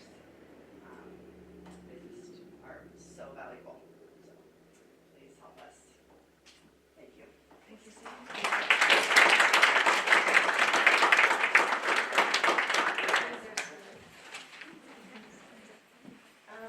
Shout out to Lucy real quick. She was my son's second grade teacher. And my son, long story short, being on an IEP, had issues every year, and so he got to Lucy. Lucy. Sorry, Lucy. All of a sudden, he didn't have behavior issues anymore, so thank you. No, it really made a difference when you have somebody with that experience. And also, shout out to Brian Pools, I don't know if he's still here. He's one of those phenomenal, educated, and experienced wrestling coaches. It's just been an amazing asset. And that's the type of asset I'm looking for, like, all around in all sports. And I think he was honestly my first coach, 5th grade wrestling, most likely. But yeah, shout out to Brian too. He's done an amazing job with the wrestling program. And that's the kind of asset example I'm looking for all around. And Jeannie, am I saying your name right? I'd love to get more details from you. Shout out to your son for stepping up and being a coach with no experience. That's the type of example I need when you're stuck in a pickle, and that's what you have to do. He stepped up and did the best that he could. If possible. He had experience. He did Little League for 8 years, so he had experience, not high school experience. Yeah. So I think when we come to situations like that, like, of course, like, we do the best that we can with what we got. I just stepped up to be the soccer coach at Bechtel. I have 15 years experience as a coach, and I have education. I didn't have the time this year. I did it because somebody didn't come forward, and I didn't want the season to be canceled for them. I love it. I don't have the time for it though because of my job, but I didn't want the season to be canceled for them. So just an example from that, and also your example, one of the things I think would be helpful is when writing those guidelines or policies, to have the post adequately, like 60 days ahead of time, post out in the community, because it's really difficult to get a coach when it's announced to the community a week before the sport is supposed to start. That's what leads to not having many options of a coach, because it makes it, people usually don't even see ads in that short of time. So I just wanted to touch on that, to add that part into it. Thank you. Thank you very much.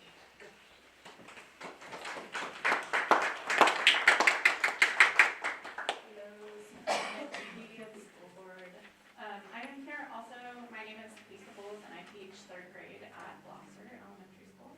I'm also here to speak about the 2 positions that have been eliminated that will support our students. Any people's names that I'm going to mention, I've already cleared it with them, so I wanted to read a quote first from Daniel Lamprecht, who works in our district. He mainly he's a psychologist. He does a lot of assessments to help get kids the services they need, see if they'll qualify for special education services. He's amazing. He has to say this: Jackie has been a wonderful asset to the Blosser team. She plays a critical role in our Tier 2 MTSS behavior supports by providing consistent check-ins, emotional support, and targeted interventions that help students remain regulated and ready to learn. Her presence has made a meaningful difference in the lives of many students who would otherwise fall through the cracks. Losing her position will have a significant negative impact on our school's ability to meet the behavioral and emotional needs of our students.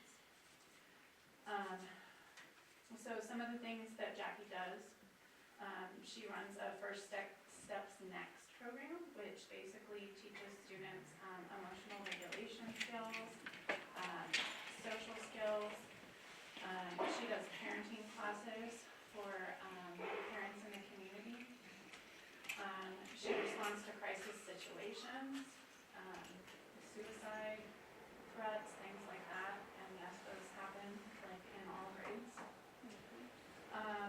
She provides really valuable input at SST meetings and IEPs with the students that she works with, so she's like an additional person that can help get people services and the help that they need. She also works at 2 school sites, so it's funny, somebody mentioned, I think it was Sandy, about, you know, we wanted more people, and my exact thought before I heard this news was, you know, gosh, wouldn't it be great to get Jackie at our site full-time, because she's always split running between the 2 sites. And it would be phenomenal, like, to have more people, actually. One good part about the fact that when she travels between the school sites is she's really been our bridge. So we're sort of isolated as school sites, and teachers, we don't get a lot of time to talk with teachers from other schools. And she's really been the bridge for making sure services come with students, so they're not just sort of left out in the lurch, or they fall through the cracks. We really know what the students' needs are when they come into the school, and that is a huge benefit to the student in helping them adjust to a new school site and be successful. So she really just has a huge impact on all students. She's constantly doing crisis intervention, helping kids negotiate problems. She's just amazing. Can you sum up, because your 3 minutes is up? I sure can. I'd be happy to. I'd like to close with a quote, a little snippet from a colleague of mine, Marlena Smith. Closing any positions that support these students will negatively affect those particular kids and intensify the demands placed on classroom teachers, creating an unfortunate domino effect on all students' learning, well-being in every single classroom. Already there is not enough support for kids with high social emotional challenges, and taking away the support we already have makes no sense with the issues that so many students face today. Thank you very much. Thank you.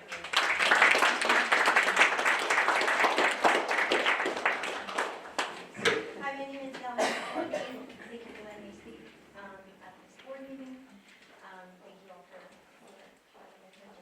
I'm going to rise to speak on behalf of our Jackie and our reading specialist. I work at multiple sites. Last year I worked at Brookside, Gloucester, Becker Grove, Willits High School, and the Community Learning Center. So I see a range, and I also see a range of behavioral needs. I also am very aware from the IEP meetings that I attend that we have a lot of parents who are struggling. So parents are struggling, teachers are struggling, and we have these beautiful people who are in place doing the hardest work of caring for these kids and helping them to regulate. So that we do not have to, as one teacher did this year, evacuate a class multiple times in the week. Multiple times, the whole class getting up, disrupted learning. What is our purpose as educators? It's to teach. But if we have kids who are so dysregulated and so out of whack that they can't teach, and we don't have a person to call or a person to do that hard work, we're not getting anything done. And we're not just affecting that one person out of whack. We're also affecting all of the other students. So I'm real concerned. That's 1. 2, I've heard so much from our teachers who are tired, right? Tired. They're not saying just like, oh, give us money, because that's not it. They need support. They need adults in the room who know what to do. And it's not enough to give you trained, minimum wage workers who can go, okay, I don't know what to do, but yay, I'm here and I have a job. It's not enough. You need trained experts. Jackie's one of those people, Diane is one of those people, and people can read and cope with life because they are in our schools. Parent families are getting what they need because these people are in our schools. And this is not a job for people who want to be famous or well-liked or well-known or rich. And we all know that. And we signed up for the cult of education, and thank God for every one of you. But I am not able to fill the hole with my little tiny finger in the wall because the gush is too big, right?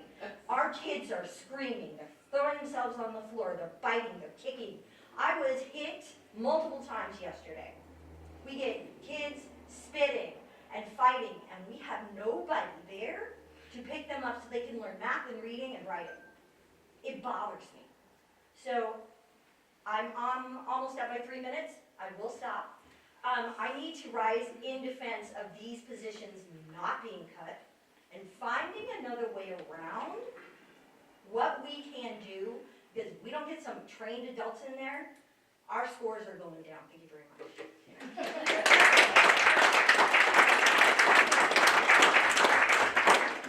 I had no intention of getting up today. But anyways, I am a John Caller, and this is my 9th year teaching, and I teach elementary. And there's been several occasions over the years that I've had students come into our district. I'm their first teacher, and they have such extreme behaviors that they can't be in a general ed population. And so Jackie's been really integral as that tier 2 support, and to get them in the population they need to be in to get their help. And so anyway, so it would be that she's coming in and she's doing those observations and she's helping do all these things so that we can go, oh, that doesn't work. Now they need to try the next level. And so she's really integral. And I know I've had a couple of years with some really extreme kids. And if she wouldn't have been there, or wouldn't have had anybody in that position, I don't know, I would have really made it through that year. And it's not just my sanity, but it's the sanity of the kids who want to learn. So really, really think that one through, because it's really, really important to us.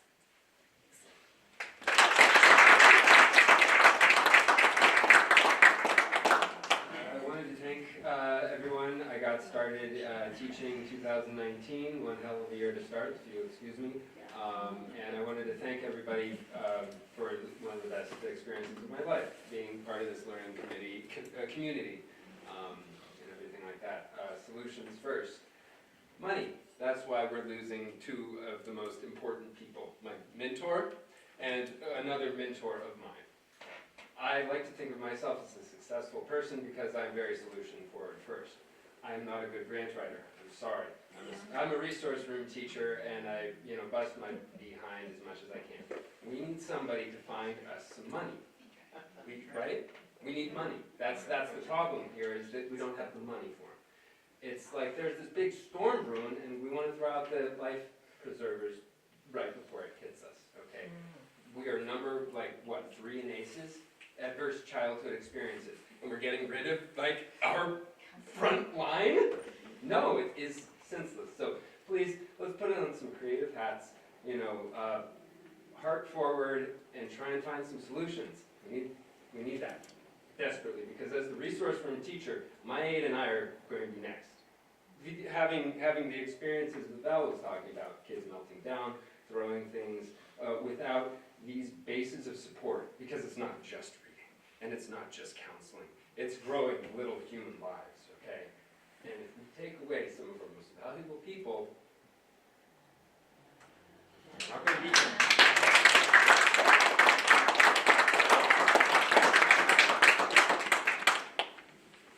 I don't know if I can top all that. I'm Lily Gross, 10th year teaching.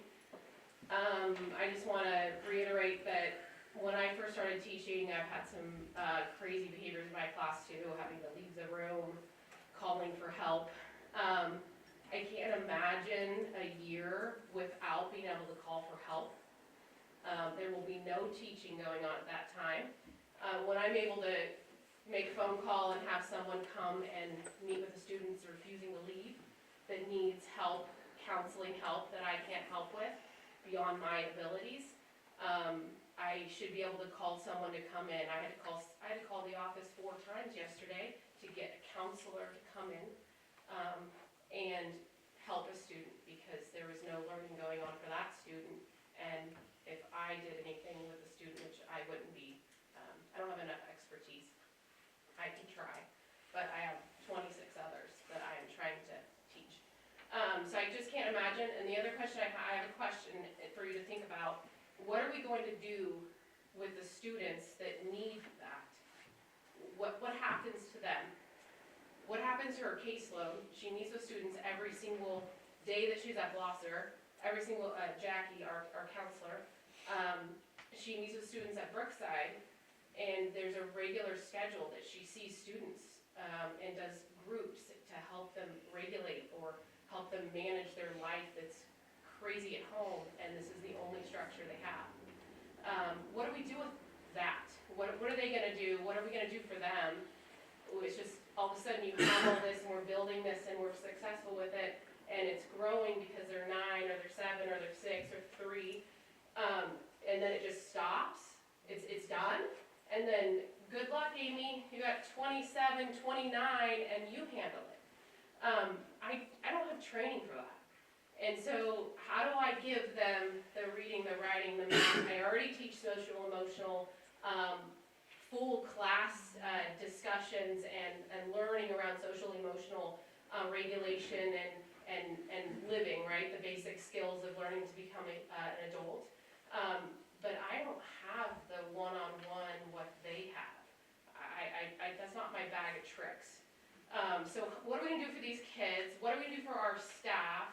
When I can't even imagine not having Jeff at the site when I worked there at the very beginning. I had to completely evacuate the classroom because books were flying. I don't think people understand the scenarios that go on in a classroom and what kids need, because we can't do it. You know, I don't know how else to help kids other than that's our help, that's our life preserver. I couldn't have said it better myself.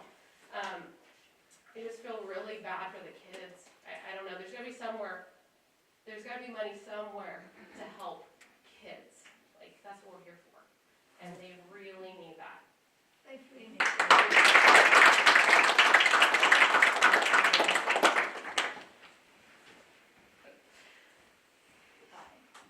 My name is Ashley Scherf. I was not planning on speaking either. I have been an educator in Willits for over 20 years. I teach kindergarten at Willits Charter School. We've been there for almost 12 years. I'm also the literacy specialist there. I'm also the president of the site council at Willits High School. My daughter was honored here tonight, so I am in all districts. I have actually known Jackie before ever. Her daughter was the first child in my childcare like 20 years ago. I had no idea this was even happening tonight.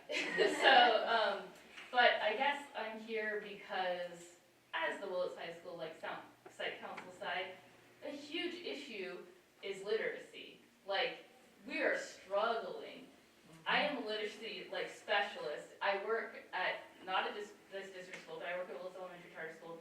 The only thing we have been putting all of our time into the last couple of years is building our social emotional skills building and our literacy program. I've spent 3 years building a literacy program there, and our literacy scores are improving, and our students' social skills are improving.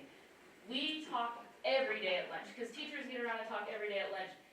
All we need is a Jackie in every classroom, because I can tell you, every day at lunch, every teacher is trying to figure out how they can keep teaching the next day, because the kids these days are built different. They are not like kids used to be. The kids these days are so dysregulated. They are so out of touch with just being like children who know how to play and interact. I had like 8 kids I had to refer for speech this year because their language skills are so low, because they're spending all their time sitting on a screen, not interacting with other humans, and if they are, their parents are sitting on a screen, not interacting with any humans. That is a whole nother issue, but the kids coming into our school that we are attempting to teach and instruct are like, they need so much. They are not prepared to learn because they don't even know how to be around each other. Not to mention the really huge, strong correlation between literacy ability and like the school to prison pipeline. Like if you can't read, you can't, and this is by 1st grade, if you are below grade level in reading, you are acting out and misbehaving because 80% of your day is spent with you feeling like you aren't good enough and you don't know how to do it. So what we are doing by eliminating these people and eliminating the literacy specialists and anyone who can help a teacher like help those kids along is we're gonna create a whole bunch of kids who like feel like crap about themselves, cannot be successful academically, and are going to act out emotionally and physically and literally end up in prison, and that is proven. So I was aware there were like positions being canceled, but I did not understand how serious of a situation this is. And I will tell you, by losing the 2 people that you will be losing losing teachers because they will not make it through the year. Like we have a very tight-knit group of teachers over at our school, and I can tell you every day at lunch, it's like, how do we do it? Like, how am I gonna go back there tomorrow? Because I spent 15 minutes today de-escalating a kid who's literally throwing chairs across the room. And Actually, your 3 minutes Yeah. are up. So, that's Can like, you this sum up, is, please? yeah, this is like we need 5 more, we need one of these people in every classroom. I know that's obviously not realistic, but like, more of them, not less. Thank you.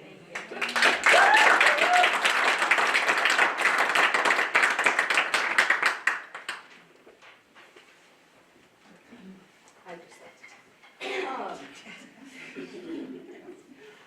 what I'm hearing my colleagues say is they are charging you with being proactive in the needs of our children rather than reactive.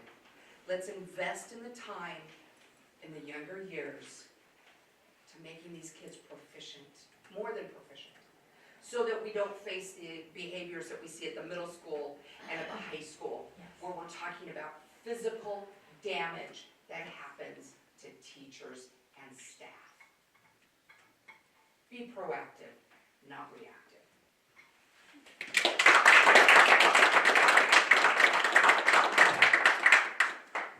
I'm Brian Terry Taylor.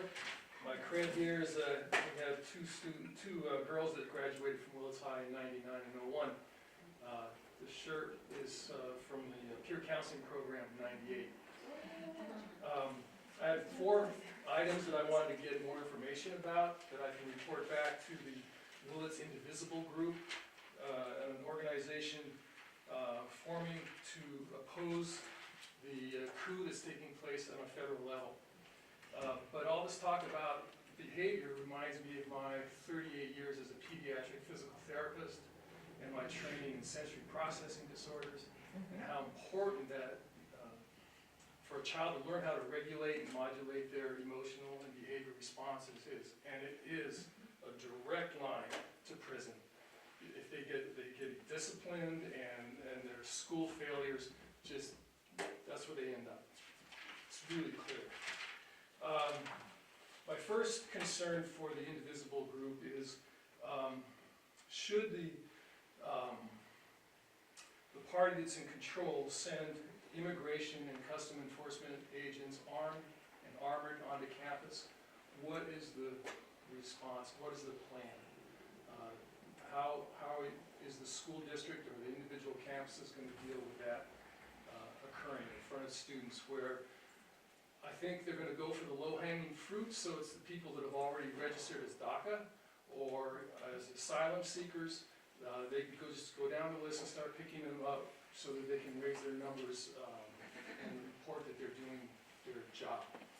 And so if you can, I know that this maybe isn't the place to give me that information, but if you could guide me who I could contact to learn about that. Ms. Beebe, Normally they should not be responding to public comment, but yeah. at the end of this, you're more than welcome to make a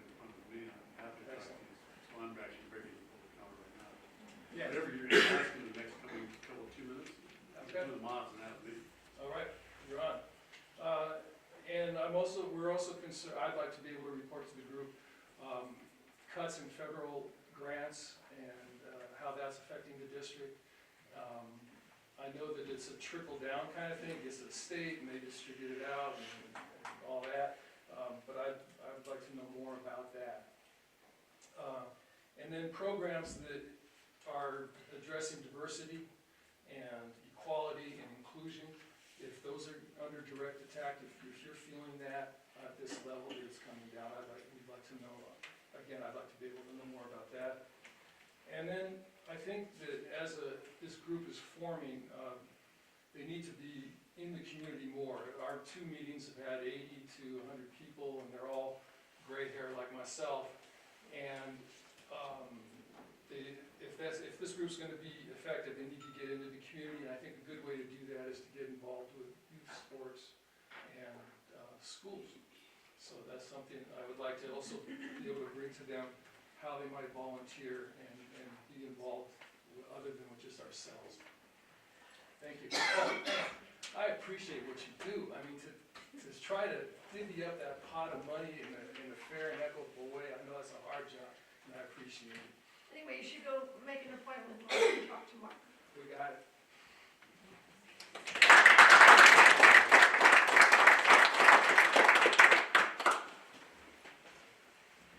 Anyone else for public comments? Yes.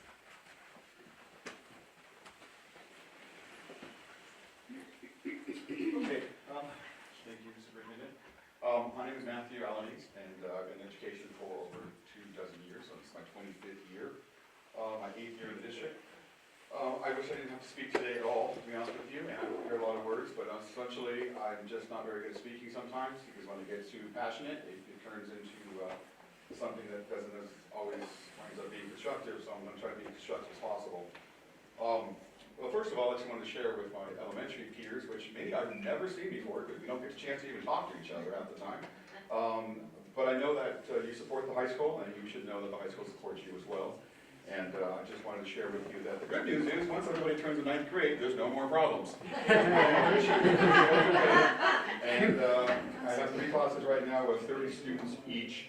One of them has 14 students who are IEPs, another has another 13, another one has 17 students in there. Nearly half of my students are in need of extra support, and I'm getting no support doing any of that stuff. But that's actually not why I'm here. I'm actually here because of a different type of inequity problem that I keep running against over and over again. It has a lot to do with how the master scheduling is being created. I'll give you a specific example and why I'm getting involved in this and why I have to speak up today.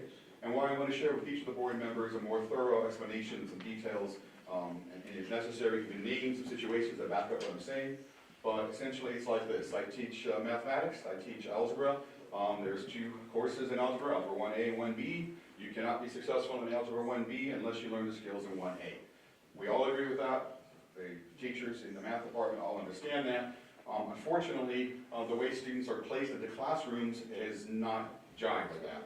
Not only are students who fail 1A given 1B, despite the teachers saying specifically that these students are not qualified to do that, they actually don't have the skills from the judgment that they can't do it. It's literally the experience that we've had that is being ignored by telling us, it's almost gaslighting, I'll be honest with you, where they keep sharing with us, well, we don't have a choice. They just have to have another class, right? Which, okay, maybe that's the situation, but it flies in the face of other situations, in which case there are students who, in fact, failed 1A and were not given 1B. Some failed 1A and were given 1B. Some students actually passed 1A, should be going on to 1B, but don't because it interferes with their electives. They actually don't even have a math class this year, and they were just moved out because they'll just do it next year. No big deal, except for the fact that in mathematics, especially a subject as complicated as algebra, a lot of times, and again, who can understand this better than elementary peers and my junior high peers, it's almost not about the mathematics, it's about their confidence. It's about their understanding of their own self and their ability to learn. And when you move students around from that, they have 1A, they failed. I had students at the last final I gave literally cry and say, I cannot do this work. And they were placed in the next class. They were not asked whether they wanted to. The parents were not asked. They didn't ask the teachers whether they thought it was a good idea or not. And it's just So I'm remarkably frustrated because so many non-teachers are making these decisions on which classes are which classes.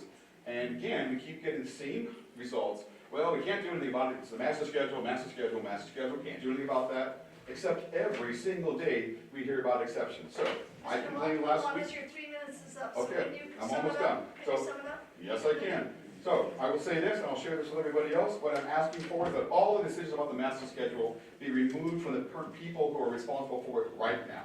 They are creating inequity. They are destroying kids' academic identity. They're undermining their social economic growth, emotional growth. I'm asking students who fail be given a chance to succeed rather than having to repeat the course. And I'm also asking that we stop teaching algebra in the middle school. I'm asking that we stop pretending that a student who cannot achieve success in 40 weeks somehow can do it in 14 days. They're in summer school. And they pass both terms at the same time, taking one A and one B at the same time, and they finish a year's worth of work. That can't be done with the number of students we have in special services. That can't be done with the number of students we're going to be about to see in a couple of years.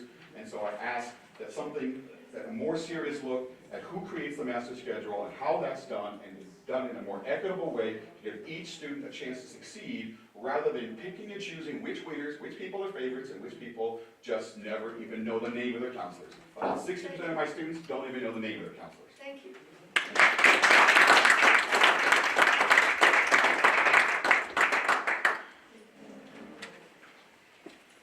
Anyone else public comment? Okay, then, we are on to the rest of the board meeting. So we have the consent agenda.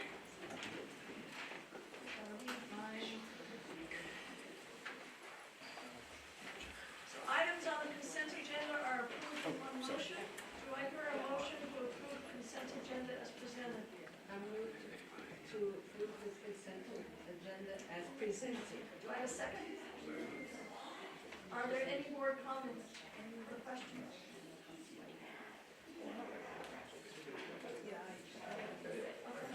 It has to do with number 5, and I just need to know about it, how it was decided, and some things when you were, I don't know if Heather is the one that knows, or you do.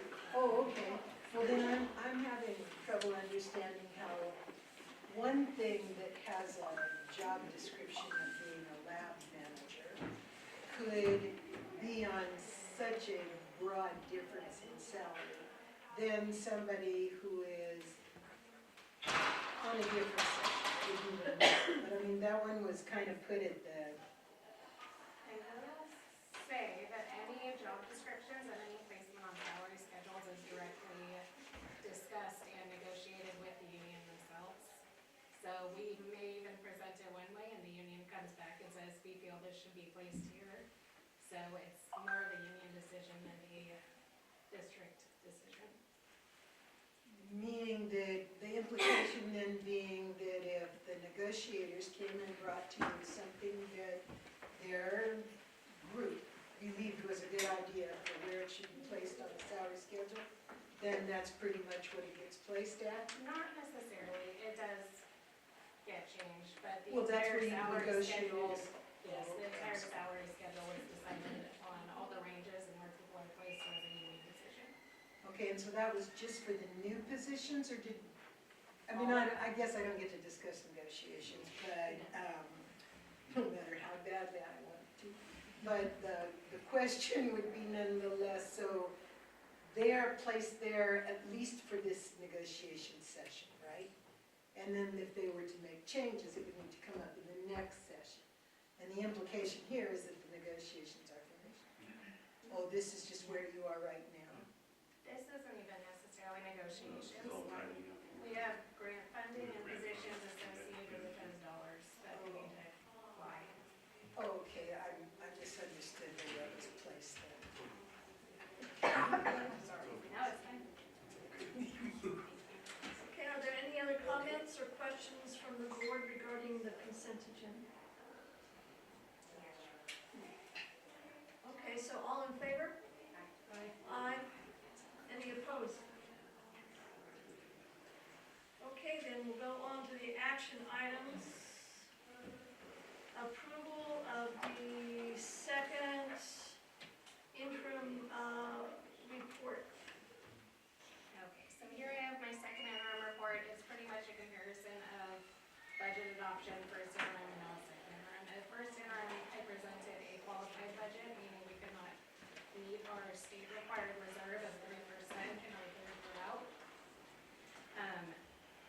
changed in this model as a result of removing and reducing COVID-funded positions and programs that we are no longer receiving funding for. In comparison to first interim, we have a decrease of LCFF funding of about $200,000. Overall funding has increased, which includes CalShape and grant funding. Those are all one-time funding sources that are for specific purposes. There has not been much increase in salaries, benefits. There has been an increase in operating expenses due to increase in water and gas and power. Otherwise, it's pretty similar to first interim.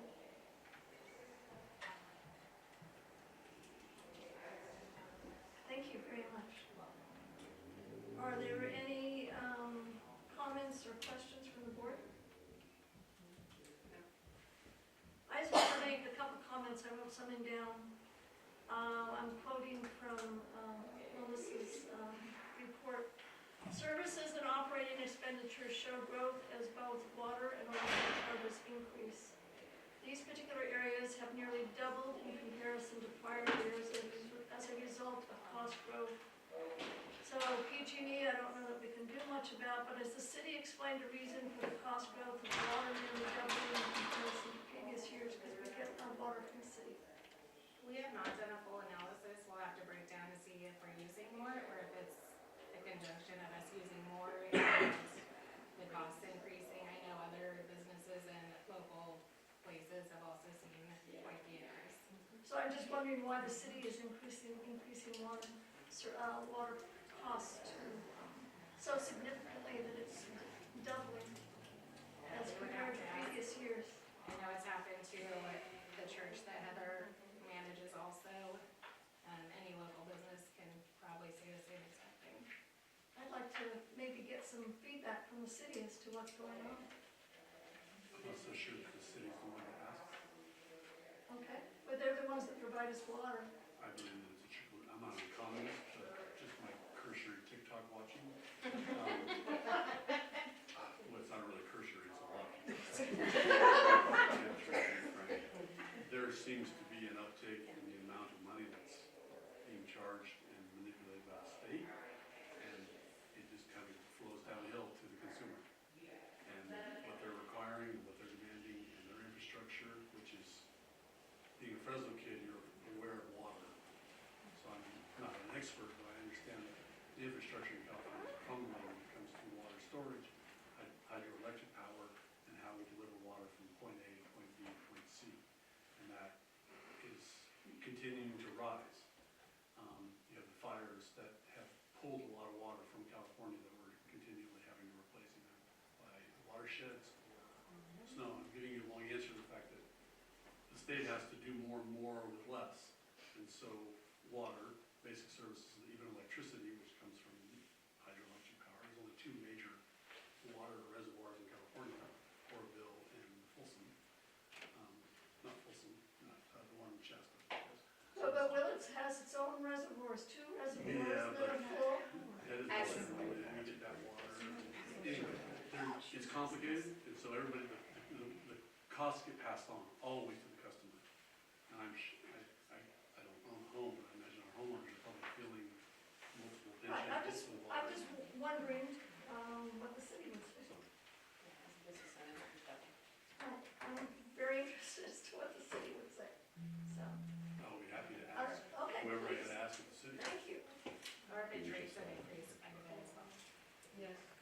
The what rate? Garbage. Garbage rates, but that's a private company, so, Contracted by the city of Willits, so really we have no choice. right. And anyway, I also want to say that I appreciate Melissa following the recommendation of the legislative analyst's office in planning rather than the proposed COLA percentages for future years. It will be better to end up with more money than we budgeted for rather than less, so we don't end up being able to meet our obligation. So I appreciate it. Any other comments? The cuts that are made in this budget so that we can meet our obligations are the ones that include the proposed cuts this evening? Yes.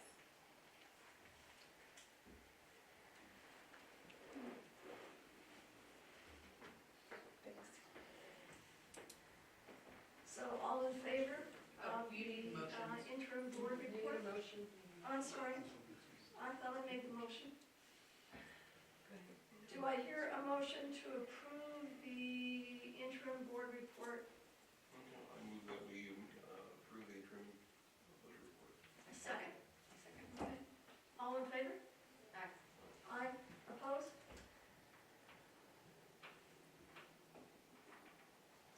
All right then, we're on to the next item, which is approval of the second finals board policy reads, which we approved as first reads at the last board meeting. So do I hear a motion to approve the second finals board policy reads as presented? I move that we approve the second finals board policy reads. Okay, do I have a second? A second.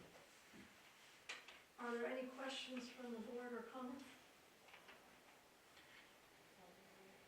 No. Okay, all in favor? Aye. Okay, so approval of school plans for student achievement, and there's supporting documents from each school site. And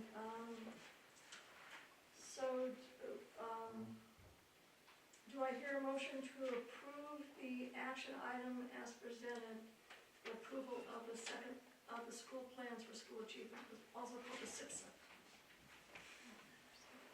Use acronym. You can use the acronym again. I move we approve the SIPSA. Okay, I second. all those in favor?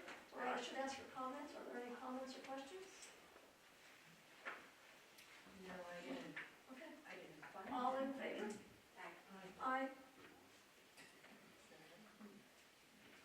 Okay, next is the consideration of and possible action on resolution regarding elimination of permanent classified employee services to full-time equivalent positions. And,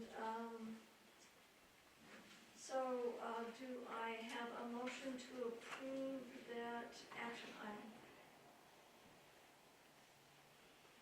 So we're talking about resolution 4? We're talking about F.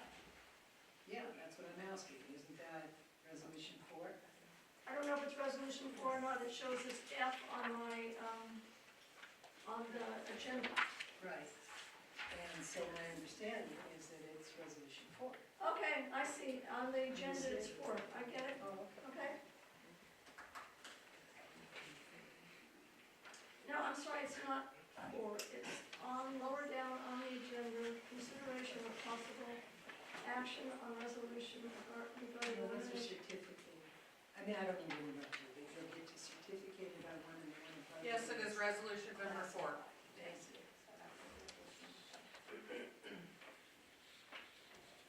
I mean, when we just call it what it's called, it doesn't sound like it's resolution 4, and we spent a lot of time discussing resolution 4 and resolution 5, so that, just to clarify what we're voting on. So, we didn't have anybody, motioning that we approve it, and we haven't had a second. So should we just open it up for discussion? You Well, don't wouldn't have, it die? Fails. you don't have a motion, then you Fails. either table it No or motion. it goes to another meeting. Okay, so I guess we'll table it and, Or the motion can just jerk off in the ether. okay, That happens too. okay. All right, then let me go on to the consideration of and possible action on resolution regarding certificated reduction force to full-time equivalent positions. Sure, these are the So do I have anybody on the board who will make a motion in favor of that? Do I hear a second? No? Okay, I guess we can have a second if we don't have a first. So I guess we'll table that one too. So as a result of no motion and those two being on the table, they're dying, Melissa will have to come back in April with a different interim update.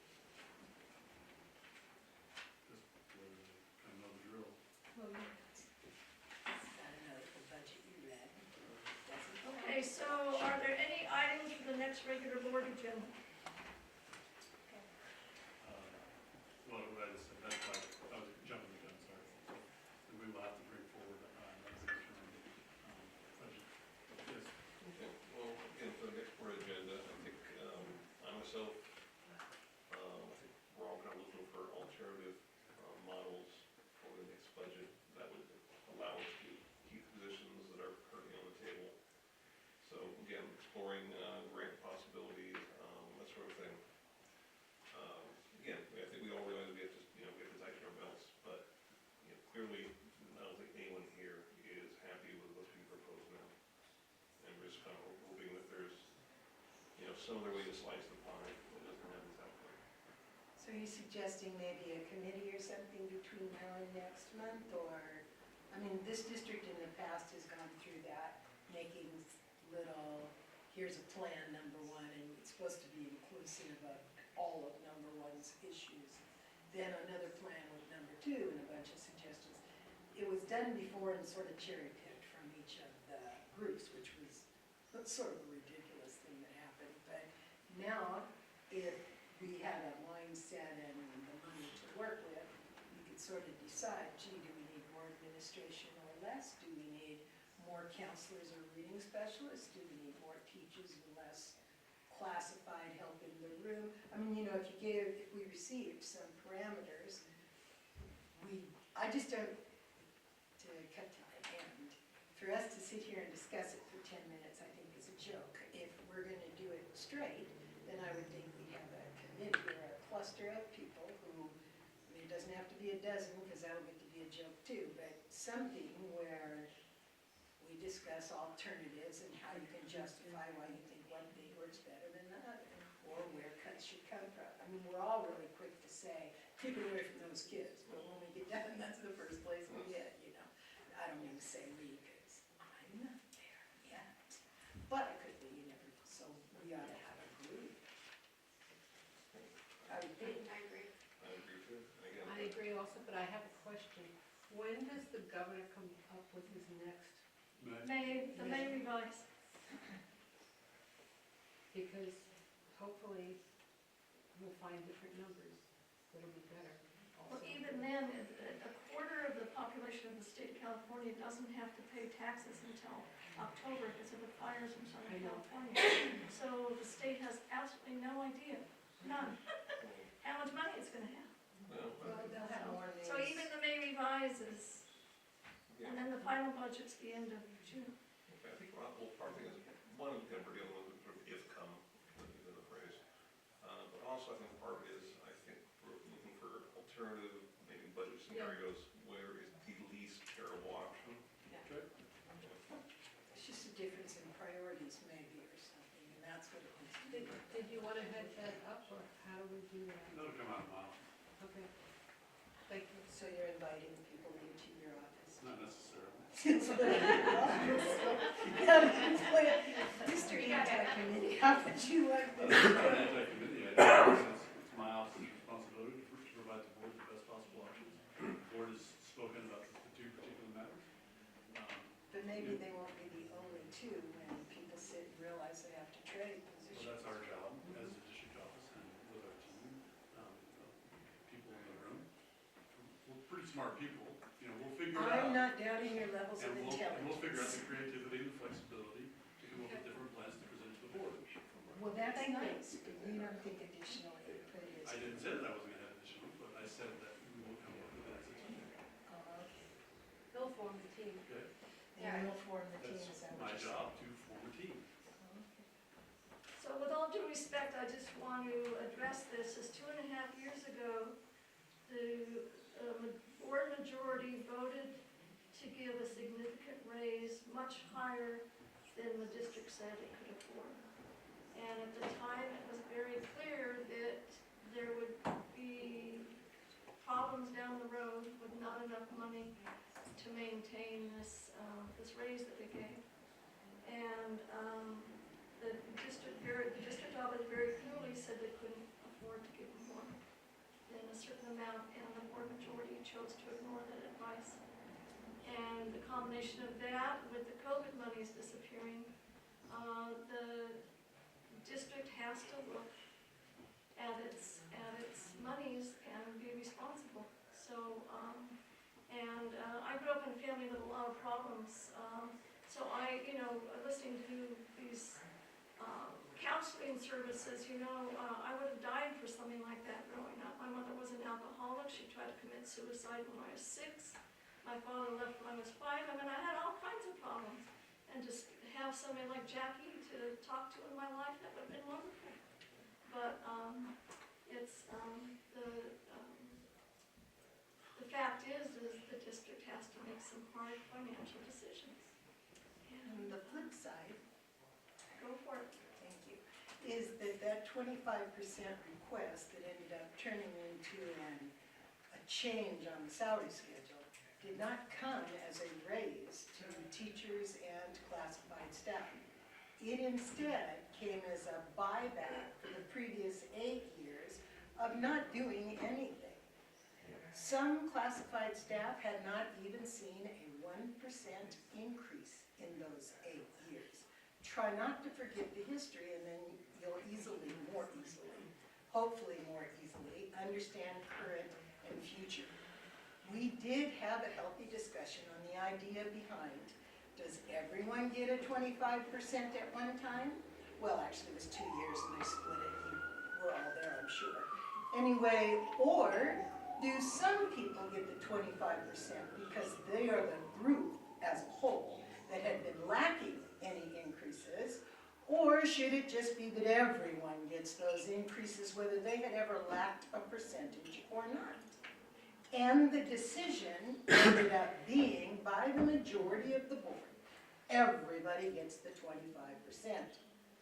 My personal major issue with that was that we had people who had only worked in the district for 1 year. They hadn't lost anything working here and missing increases. We also had people who frankly didn't even meet the requirements of their job descriptions, and they also pulled 25% increases, even though each year they'd been a part of the cluster that had received the 25%, that had received the 2 to 3% each year. Granted, there were a few people in classified that received a good 12% over those 8 years and then got the 25. But they were the exception to the rule. They were not the rule. There were more people who received absolutely nothing. Now, some people like to say, oh, those teachers pull 1.5% every year when they get their additional units. Well, actually, they say when they go to the next column. But that's because those additional units that get you to the next column cost a minimum of $1,500. And I mean that if the union, CTA's union, is paying for your units. Generally, they're very, very expensive. And it'll take you 3 to 4, sometimes 5 years to get your money back from having paid for the units you finally got to move you over on the salary schedule, which was, in the old days, just another way of slowing down your complaints when you didn't make any more money. This has been a long time coming, people. And we still, with the maybe of a 3rd year out, are going to be at 3%. Now, we were told we were going to be bankrupt this coming year. Gosh, guys, that number on the picture that I got doesn't look like bankruptcy. It says 4.61 over to 3.67 over to 3.29. You're still above the state requirement. A lot of people like to say, well, you're supposed to make more money than the state requires. Well, yeah, that's always nifty. I prefer to have $10 in the savings instead of 5. But the point is, state set it up. They have way more expertise than we do. Trust it, especially when it's at your convenience and serves you the most.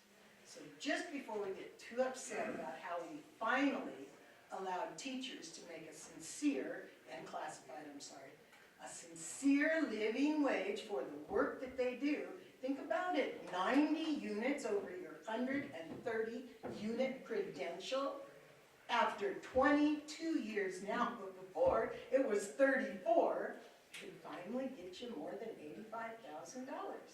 How nifty. You know, we'll have to go real easy when we talk about money. Okay. So I just want to say that it was because of Melissa's hard work on the budget that we are still above 3%. Her first interim, we were below 3% on the 3rd year out. And we were on the state's qualified list. And we are no longer on the state's qualified list because of her hard work on the budget. So I appreciate it. Are there any other items for next agenda? All right, then, I guess we, do I hear a motion to adjourn? I make a motion that we adjourn. Anybody second it?